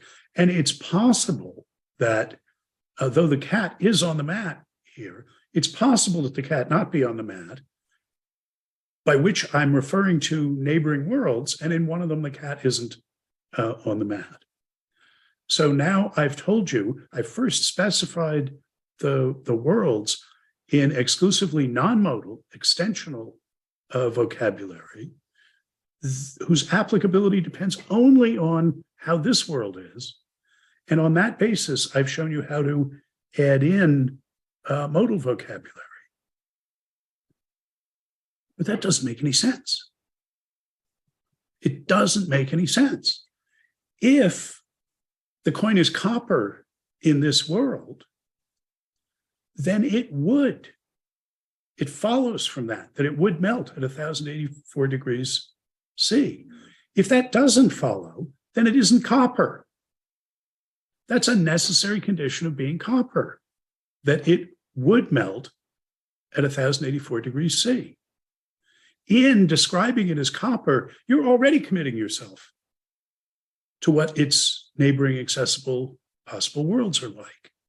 The idea that you could specify a possible world in modally insulated terms whose applicability to this world doesn't involve any commitments to how it is in any other world, that's actually nonsense when you think about it. That's the claim. I mean, that's a consequence of this semantic modal Kant-Sellers thesis, that every descriptive concept has subjunctive necessary conditions, things that follow from it, such that if they're not true, then it's not copper. If it would not conduct electricity if a current were applied, then it is not copper. You've already, in describing one possible world, you've already committed yourself in this idiom to how it is in others. The notion of modally insulated or non-modal properties, of properties whose applicability doesn't involve any commitment to things that we would make explicit using modal vocabulary, that's just a mistake.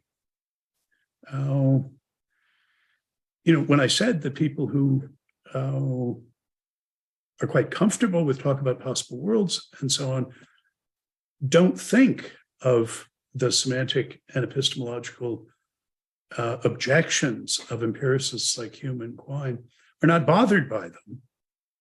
But when I said that they, by and large, would not justify not being bothered by them by invoking Kant, by invoking Sellers, by making these points, I said, well, and they shouldn't be bothered by it. So in a certain sense, it doesn't matter if they don't have a good story about why they're not bothered. Oh, I'm not that kind of an empiricist. Fine. But if you're not aware of this line of thought, you're going to be a patsy for this kind of mistaken conception of what's going on in the possible worlds semantics. Now, mind you, this is not saying that the semantic metavocabulary of possible worlds is not extensional. It is.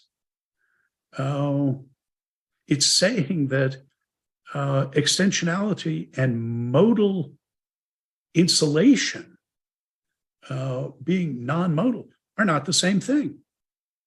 That ordinary empirical descriptive vocabulary, including in its extensional application, I'm just saying this coin is copper, but that already has consequences, has modal consequences, dispositional consequences, and so involves commitments to how things are in other possible worlds. So, I mean, you can talk possible worlds talk without thinking about what you're doing in this two-stage way. That's not a necessary theoretical commitment of using possible worlds talk. But it's tempting.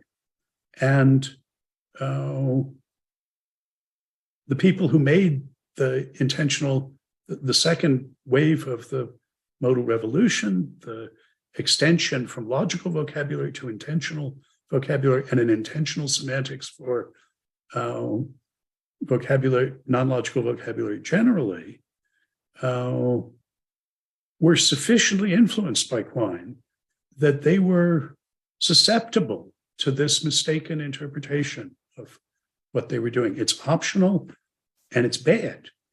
Don't do it.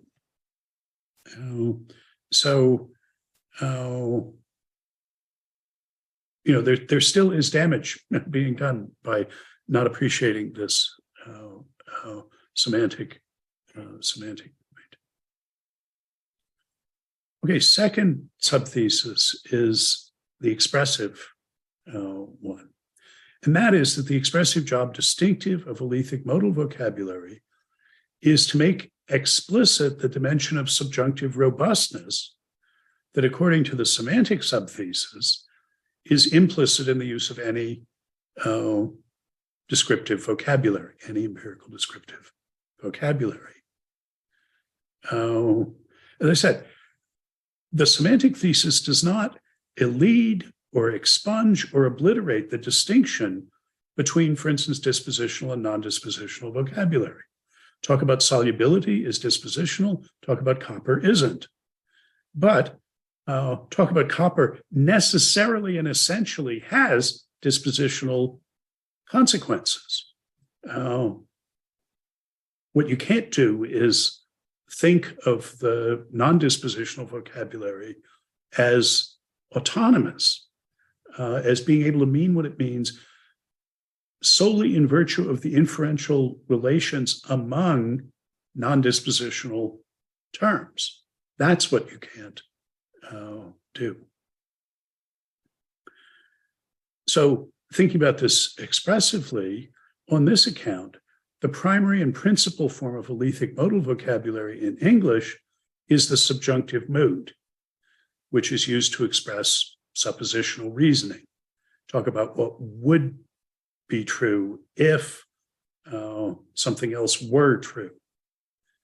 The canonical Alethic vocabulary of modal logic, necessity and possibility or impossibility, can be used to make explicit this essential dimension of reason relations, that endorsing an implication or an incompatibility is never an isolated atomic matter that involves only these premises and conclusions. In the history of logic, Peter Abelard, the medieval scholastic logician, puzzled about the possibility, intelligibility of what he called implications hic et nunc, here and now, where we say, well, this conclusion follows from these premises. As a matter of fact, it follows. But if anything at all were different, it wouldn't. If you added any further premise to it that, a flower had just bloomed in China, then this wouldn't follow anymore. Is that even intelligible? To say it really follows when things are exactly the way they are, but any difference, and it wouldn't. Ryle says in his classic essay, If So and Because, that using any term like that, talking about following, saying this, so this because this, if this, then this, implicitly involves endorsing this as an instance of a pattern of good inferences. One of his examples is, if today is Wednesday, then tomorrow is Thursday.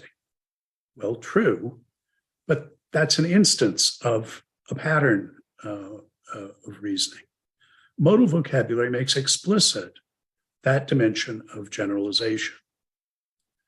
But what makes modal logical vocabulary of the standard sort, possibility, impossibility, necessity, relatively crude expressive tools for expressing ranges of subjunctive robustness, is that it builds in structural assumptions about those ranges of subjunctive robustness. Talk about necessity is talk about monotonicity. Something is necessarily true if no matter what else is true, it still goes through. Well, those are important. If you're stating laws of nature, for instance, those are meant to apply monotonically. That's the fact that they don't actually is what leads Nancy Cartwright to the view that's epitomized in the title of one of her classic books, How the Laws of Physics Lie. But the idea of a law certainly started with the idea of a maximal range of subjunctive robustness, of the goodness of an inference that is persistently good, that no matter what further premises one adds, it's good. So necessary consequences are indefeasible. And that's an important thing to be able to express. But we early on, I argued that reason relations aren't in general like that, that there are limited ranges of subjunctive robustness. And part of what you have to get on top of practically is discriminating not just which inferences are good ones or implications hold, but some grip on the neighborhood of good implications that they're in, what things you can change without making them bad. That is, which of these implications holds salva consequentiae? What can you add to the premises, saving the goodness of the implication or the incompatibility? You're going to be fallible. You're going to only have partial range, but you got to have some view about that, or you can't deploy concepts like copper and lion. So we'd like some more flexible, expressively powerful way of talking about these ranges of subjunctive robustness, and we use subjunctive conditionals to do that.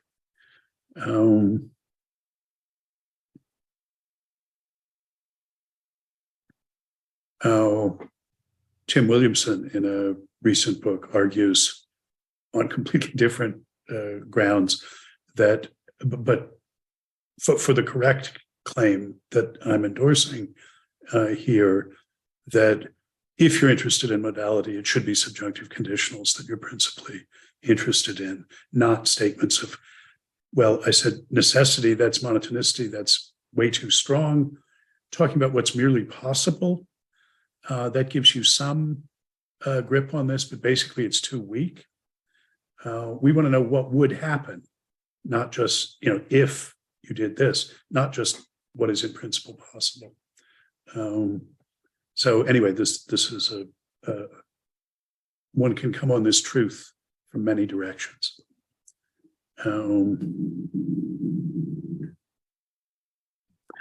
Okay. In thinking about this expressive Kant-Sellers thesis, dimension of the Kant-Sellers thesis about modality, there's another thing that Sellers wrestled with that it's worth mentioning.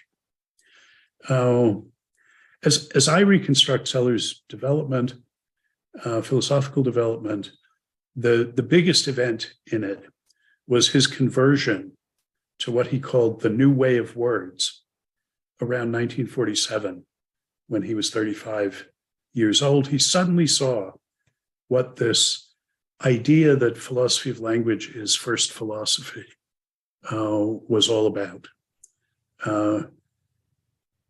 Carnap was the avatar of this view, and Sellers admired much about Carnap, but had never quite gotten this bit of it.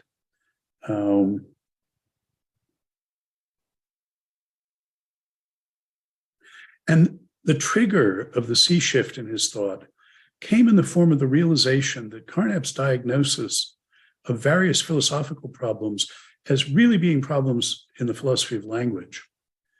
In particular, Carnap's analysis of the traditional problem of universals.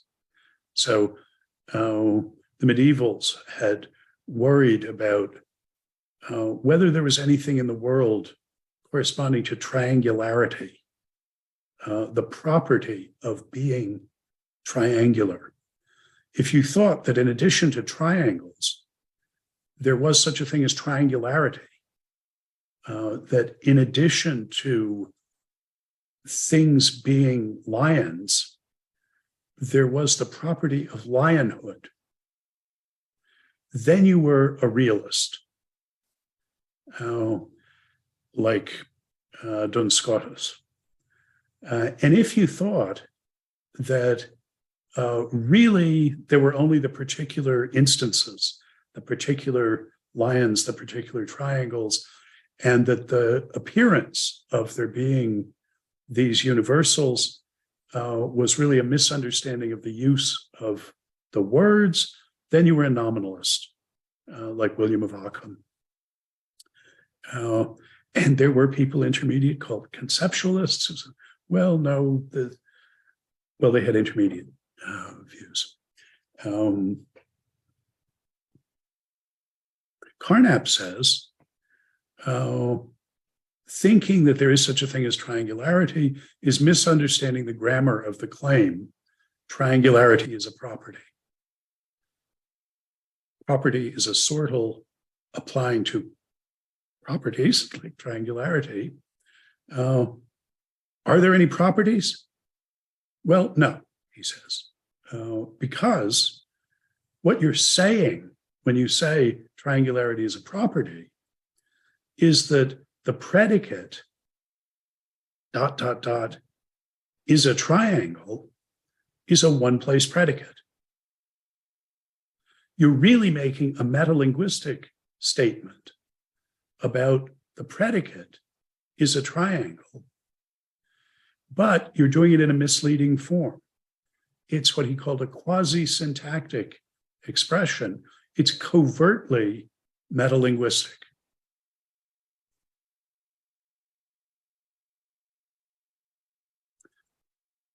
Applied to Alethic, and Sellers thought that's absolutely right. And Sellers' nominalism that he articulated in 3 fabulous essays between 1958 and 1960 is, I think, still the best articulation of that view. But applied to Alethic modality, Sellers' constructive view is that what one is doing in using modal expressions is explaining, justifying, or endorsing an inference as holding even in suppositional contexts.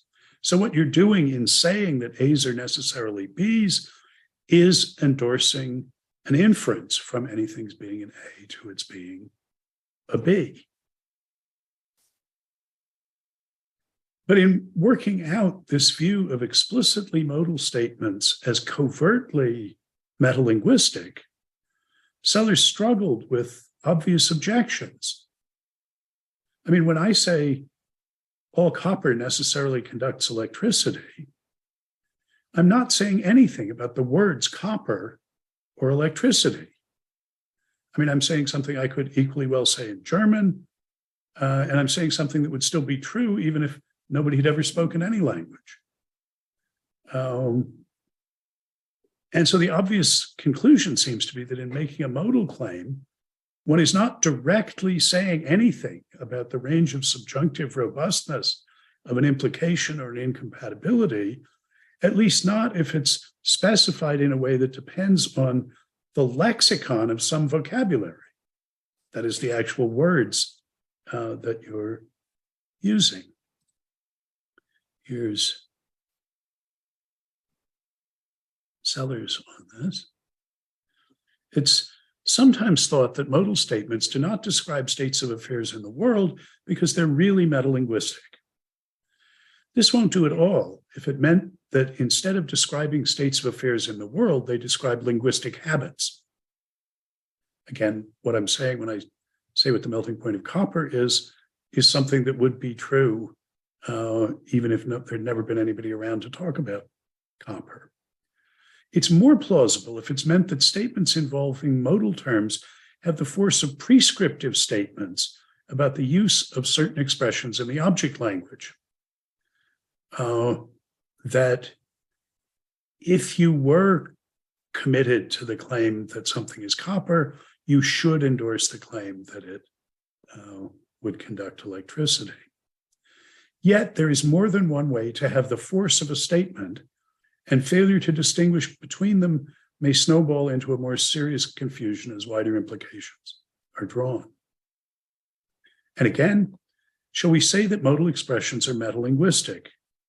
Neither a simple yes nor a simple no will do.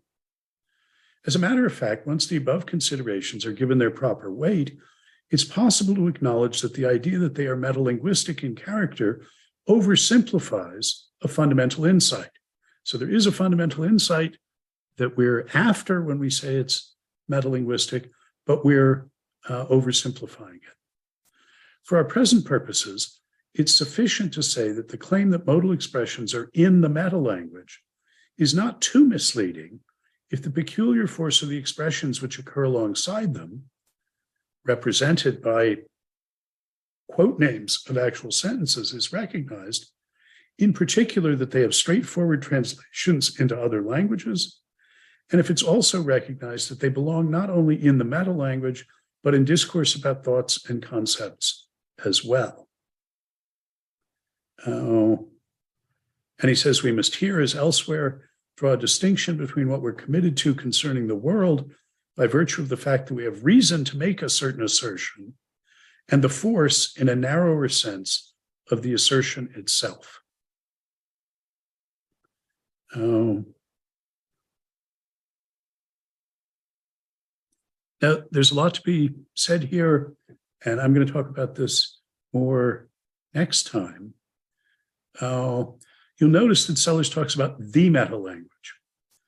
And Carnap had, in Language, Truth, and Logic, also thought of there only being one kind of metalanguage, syntactic metalanguages. And he later came to distinguish syntactic metalanguages from semantic metalanguages. Syntactic metalanguages that let you talk about the lexicon and the way expressions can be combined into well-formed formulae, and semantic metavocabularies that let you talk about what you're talking about or saying, the truth conditions, and so on, of what you have. Early on, Sellers said we also have to add the notion of a pragmatic metalanguage, one that lets you talk about what you're doing. And I think what Sellers wrestled with, but never quite found a satisfactory way to express, is that what he had given us is not a semantic analysis of modal vocabulary. He didn't tell us what modal vocabulary means or what you're saying when you say that all A's are necessarily B's. What he did give us is a key fact about the use of modal vocabulary, which should be couched in a pragmatic metavocabulary. What he's telling us is not what you're saying when you say that all A's are necessarily B's, but what you're doing when you say that. What he saw was, the insight is that what you're doing when you say all A's are necessarily B's is endorse a pattern of reasoning, endorse an implication as having a maximum range of subjunctive robustness, as being good and remaining good no matter what additional premises you throw in. That's what you're doing when you use the expression necessarily, is attributing to an implication a maximal range of subjunctive robustness. Now, a question is, okay, suppose that's right about what you're doing in using these expressions. What are you saying then? What should we semantically say about these expressions? Because we could understand what's right about the modal Kant-Sellers thesis in terms of what you're doing when you use this expression, but it's not settling the semantic issue. Is it saying don't worry about it? We can't give a semantics of it? That would be bad. But how do we exploit that in giving a semantics? And for those of you who are interested in Kant, this question comes back to Kant too. If this is the right way to understand what Sellers made of the point, is that the right way to understand, well, not the way Kant understood what he was saying, but what he was on to, what he had really picked out here. So I'm going to have a lot more to say about this important issue next time. But for now, I want to claim that we should understand Sellers anyway as telling us what we're doing when we apply modal vocabulary, when we commit ourselves to some explicitly modal claim. What we're doing is endorsing a pattern of inference. That's what he's saying. We're committing ourselves to a particular range of subjunctive robustness of a claim. If modal vocabulary is necessary, then we're saying there's something that no matter what you add, this goes through. If we say it's possible, we're saying there is something you could add that would make it go through. If we use a subjunctive conditional, we're trying to say something more specific than that about it. But so far, we shouldn't take ourselves to know anything about the meaning of the claim, what you're saying when you say it. And now one might look over one's shoulder and think, well, you said that there's parallels between Alethic modal vocabulary, which in a truth-maker semantics articulates the world we're talking about, got that distinction between possible and impossible states playing an essential role in characterizing the worldly relations of consequence and incompatibility. On the one hand, and the deontic normative vocabulary, governing our use of expressions on the other hand. Well, of course, one of the popular approaches to normative vocabulary is expressivism, moral expressivism now, that does not offer a semantic account of, say, terms like good and bad, but offers an account in a pragmatic metavocabulary. So someone like A.J. Ayer or C.L. Stevenson says, when you say that that an action is good or that you ought to perform it, you are not describing it. You're doing something else. You're endorsing it. This is caricatured as a boo-hurrah theory of good and bad. You're saying, yay, that. I endorse that. Yes, that's good. That's what you're doing when you say that something is good or bad. Okay, but what am I saying when I say that? Now, in that case, they say, well, if by saying you mean, how are you describing the act? They say, you're not. There is no descriptive content to that. Well, is that what we ought to say about the modal case?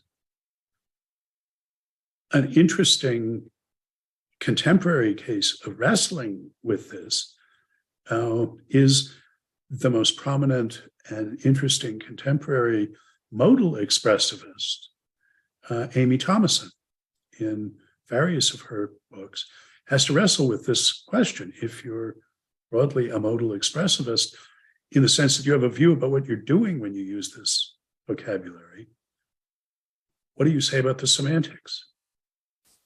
Somebody else who's wrestled with this issue is Simon Blackburn, whose view quasi-realism is expressivism downstream from Hume now about the three M's, morals, modals, and mathematics for Blackburn. So I just want to say there's this issue. If the point really is in a pragmatic metavocabulary, if what we if what the insight is really is an insight into what we're doing when we use modal vocabulary. And if we, can agree, okay, you don't have to be you can do other things than describing, but can we do semantics for these non-descriptive expressions? Can we say what we're saying, even if that saying is not, if we don't insist that it be in the mode of description? Now we're going to have to think more about claiming, saying, describing, representing. In order to do that, that's what we're going to do next time.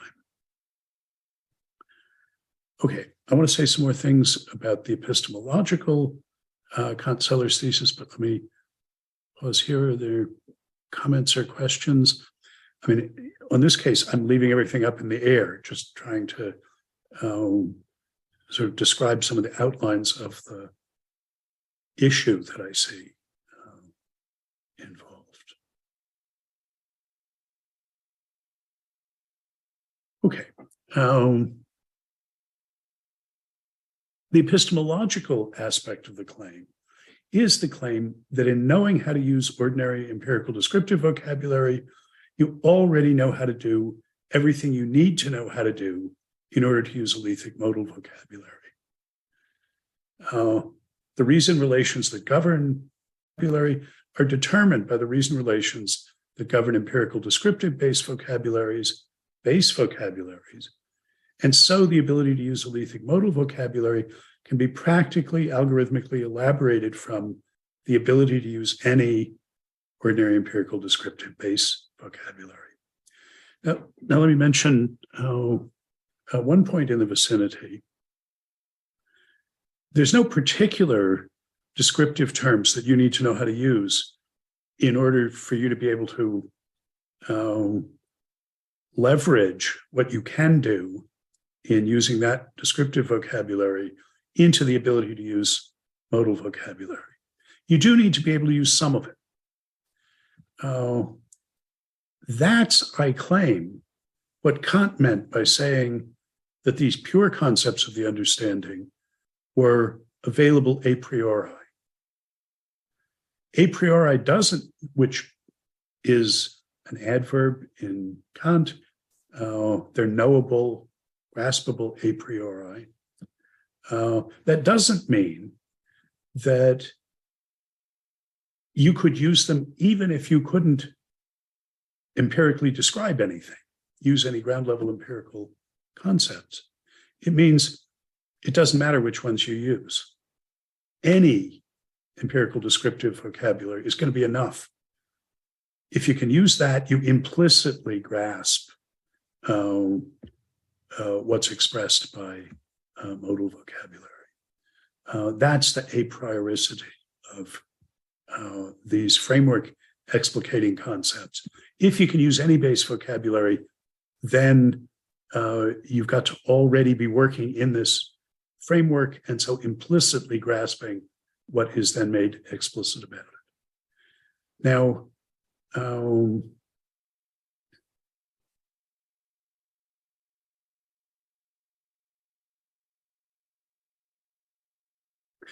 mean, you see how this works. It's by analogy to ordinary non-modal logical vocabulary, where we say, look, in being able to use any base vocabulary, you must have practical mastery of its reason relations.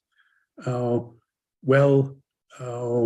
you have to practically distinguish for any claim what follows from it and what doesn't. Well, if you would practically take Q to follow from P, then endorse the claim if P, then Q. And if you would practically take P and Q to be incompatible, then endorse the conditional that if P, then not Q, and if Q, then not P. So I'm giving you circumstances of application of the logical vocabulary just in terms of the practical ability you already have. And any vocabulary has to have reason relations, so logical vocabulary will come in. It's not the case that the reason relations of any vocabulary whatsoever have to have ranges of subjunctive robustness. In mathematics, for instance, they're all necessary claims. You don't need to distinguish ranges of subjunctive robustness. But empirical descriptive vocabulary, those base vocabularies, which are part of any autonomous discursive practice, you couldn't just speak math. You have to be able to, for instance, say what somebody else has said in order to be able to do math. Argue about whether you've read this line of notation correctly. So, it's still pretty universal, but not every subvocabulary will admit modal vocabulary in it. But every empirical descriptive one does, because it articulates ranges of subjunctive robustness. So if in order to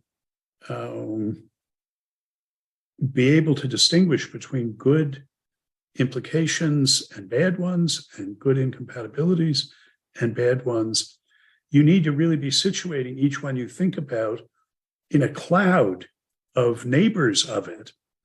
And within that cloud, distinguish which would still be good, which of its neighbors where you've added or subtracted some premises, which of those would still be good. That is, you have to be able to note in practice the invariance of goodness of reason relations under substitution of premises, salva consequentiae, as we say. Well, then the claim is going to be, there's a way to put those abilities together into the ability to use modal vocabulary. And here I want to invoke the notion of algorithmic elaboration of primitive abilities or base abilities into complex abilities. The paradigm is when, in third grade, the young students who have learned how to multiply and subtract are taught how to do long division. And you say, look, all you need to know to do long division is how to multiply and how to subtract. Well, and what order you need to do that in, and what to do next when you look at the result of your previous multiplication and subtraction. That algorithmic elaboration requires some basic rule-following abilities.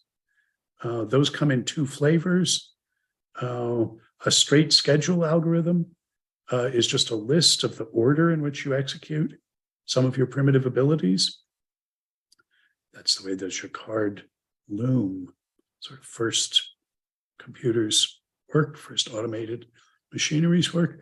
But you get the full power of algorithmic elaboration if you can follow a branched schedule algorithm, where you can jump around depending on the result of a test. You perform your basic operations, but at some points you can observe the result of one operation and go to different places on the list of operations, depending on what that result is. If you can do that, you can basically do everything. And that's such a simple ability that we can build simple machines that can do that. You don't have to understand anything to execute a conditional branch schedule algorithm, which calls primitive abilities in this rule-governed way. That's oversimplifying, but I talk about this in the bits in chapters 3 and 4 between saying and doing. And the claim is, just as we can algorithmically elaborate the practical ability to distinguish between materially good implications and materially bad ones, and materially good incompatibilities and materially bad ones, into the capacity to assert and distinguish reasons for and against conditionals and negations, including iterated logically complex sentences from iterations of them. So we can do that if you can you can associate ranges of subjunctive robustness with those implications and incompatibilities. And if that's right, then there isn't an epistemological worry about how you get a semantic grip on modal vocabulary, because the reason relations governing it can be, the capacity to master those can be algorithmically elaborated from the capacity to use the base vocabulary. And I mean, you can already see coming that the way we're going to get a grip on the semantics is via the reason relations governing the Alethic modal vocabulary. We've got to see how to go from a pragmatic understanding of the norms governing the use of it. What are you committing yourself to do when you assert one of these things? We got to go from that to the reason relations in order to understand the semantics. Thereon hangs a tail, but you can sort of see there's a prospect of doing that. And you can also see that on this account, Alethic modal vocabulary is LX for OED base vocabularies. It's elaborated from and explicative of. It is articulating, the capacity to use it is elaborated from the capacity to use the base vocabulary, and it's explicative of, it makes explicit a dimension of their reason relations, namely the subjunctive robustness of it. Now, even though this may be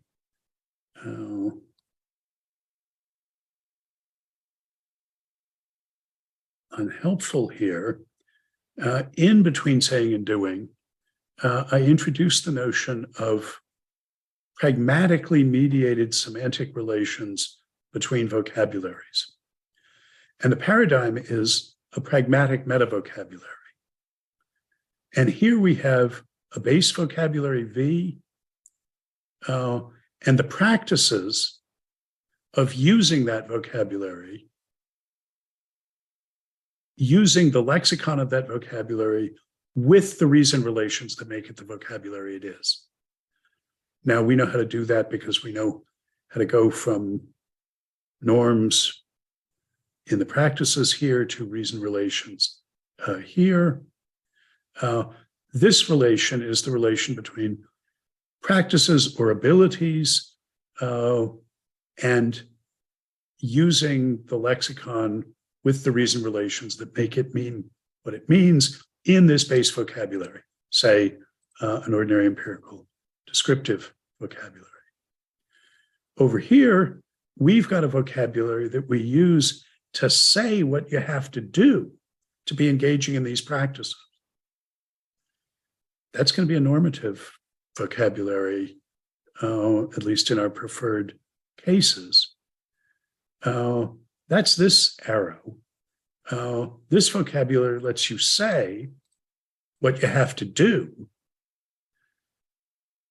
to be engaging in the practices or exercising the abilities of saying what you can say in this vocabulary.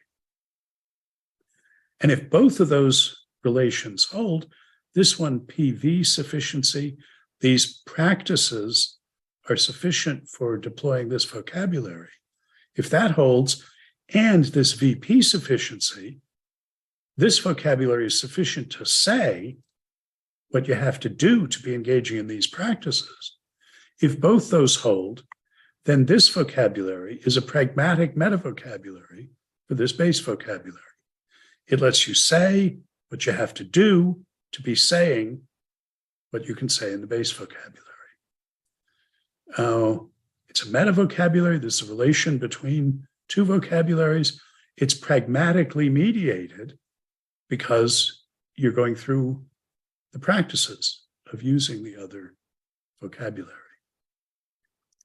In between saying and doing, sort of the point of that lecture series and that book is to examine this notion of pragmatically mediated semantic relations and to look at the variety of them that there are. You can build this machinery recursively to the sky, and I'm not claiming this is perspicuous or easy to interpret, but let me just go through the relations. What we're going to be looking at is an analysis of this relation between modal metavocabulary and OED vocabulary, that it's a modal metavocabulary for. And this is going to be a pragmatically mediated semantic relation between vocabularies. So here we are. We have any set of practices that's an autonomous discursive practice has got suppositional, counterfactually robust inferences, reason giving as a sub-practice of it. The practices of deploying the autonomous discursive practice are sufficient for deploying the empirical OED vocabulary. And part of that is, so something that's necessary rather than sufficient now, is this set of sub-practices. You can't be doing what you have to do to say what you say in OED vocabulary unless you can engage in practices of discriminating ranges of subjunctive robustness. Now, the claim is if you can do that, those sub-abilities are PP sufficient because they can be algorithmically elaborated into the capacity to use modal vocabulary. I haven't said just how that goes, but I've waved my hands in that direction, that these basic abilities to associate ranges of subjunctive robustness with the reason relations of the empirical vocabulary, those can be algorithmically elaborated into the capacity to use modal vocabulary, into practices that are PV sufficient to use modal vocabulary. And that modal vocabulary is then sufficient to say what you're doing in distinguishing ranges of subjunctive robustness. It lets you say that a certain implication remains good even if such and such is true. This is all the L part of LXness, and this is the X part of LXness. And the resultant arrows here, the relations between vocabularies, the pragmatically mediated semantic relation, this sixth relation holds, just in case all the other ones hold. It's the resultant of those other relations. When the practices and the base vocabulary all stand in these relations, then you have the relation between modal vocabulary as a meta vocabulary for empirical vocabulary.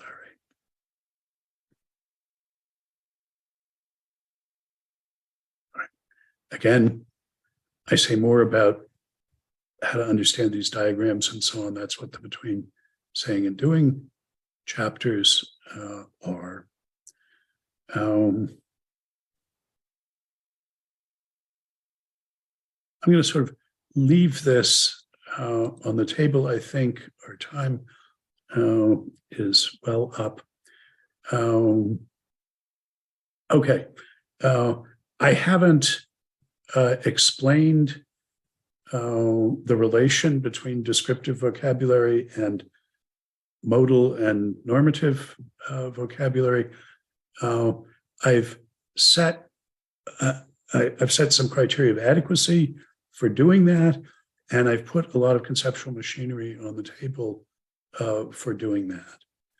Let me remind you at the end where I began that the stakes on this are high because we have the prospect of understanding the relation between language and the world, between thought and the world, in terms of the relations between what we can specify in the deontic normative vocabulary we use as a pragmatic metavocabulary to describe what we're doing in using vocabularies with certain reason relations on the one hand, and the Alethic modal vocabulary that we use to as a metavocabulary to specify the world in the truth maker terms, the states, fusions of states, and the division of them into possible and impossible states, which we saw using Ulf's isomorphism.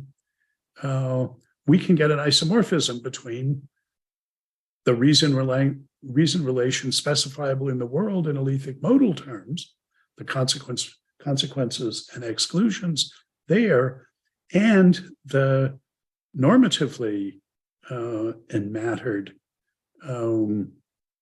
reason relations that we specify in a pragmatic metavocabulary.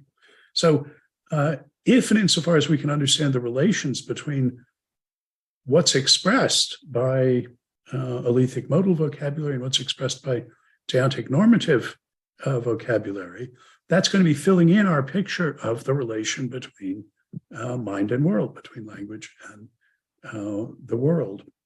So I'm going to start that next time by introducing a notion of description or of representation that holds between some vocabularies and what those vocabularies count as being about. And we want to understand the relation between that and these two kinds of modal vocabularies, Alethic and deontic modal vocabularies. So that's sort of the bringing together of all these things, anyway, of this last movement of the course. That's what I'm promising for next time. Okay. Yes, Sayan. I have two questions on your meaning use diagram about the RX relation. Okay, let me put that back up. Yeah. First, for the PP sufficiency relation, it is a kind of relation between two practices, but at the same time, it seems like the algorithmic elaboration seems like itself a rule, ability, or practice. Right. It's the practices that are sometimes in automaton theory called rule-following practices. So, for instance, to be able to execute your primitive abilities in an arbitrary order, so that, for instance, in Wittgenstein's slab Sprachspiel, the helper has the ability to bring a slab or a beam when instructed. So he has these primitive abilities, bring a slab, bring a beam, but he can do that in whatever order the builder says, slab, beam, beam, slab, slab, beam. He can execute them in that order. That's a primitive ability to deploy that's a primitive rule following ability to deploy his primitive abilities, his base abilities of bringing a slab or bringing a beam according to a fixed schedule, algorithm. and the ability to do something differently if, for instance, to notice that the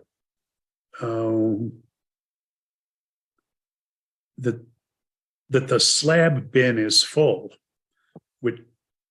and so not bring any more slabs until it's empty. That would be a rule-following ability to answer a yes/no question.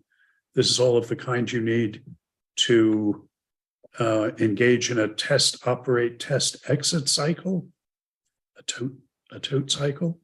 So you're going to have some primitive rule-following abilities. We say in automaton theory, here there don't need to be rules involved. If there were, that's another vocabulary.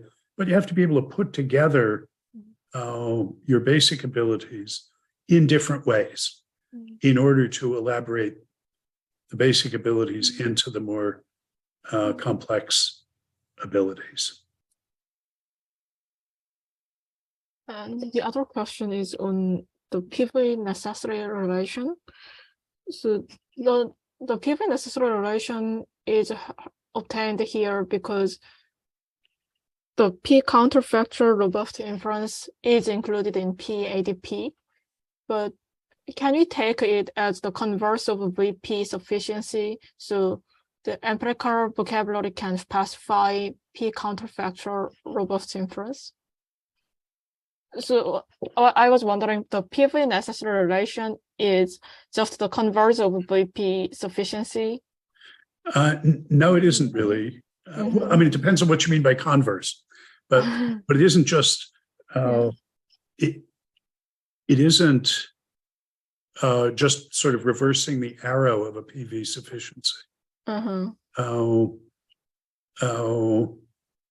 It is a converse in the sense that the PV sufficiency says if you engage in the practices or exercise the abilities in the large rounded rectangle, then you will be deploying the empirical descriptive vocabulary. You will be making the lexicon, using it according to the reason relations in it, using it to mean what it means. This says, and an essential element of that, there's a subset of those practices that are really necessary. Without those, you wouldn't count as deploying the empirical descriptive vocabulary with the meaning that it has. Now, why do we care about those? Because the modal vocabulary over here only specifies a subset of the practices. It doesn't specify all of them. And it could be that it specified some practices that were not individually necessary for the V empirical. Okay, well, thank you. Very fine then. See everybody next time.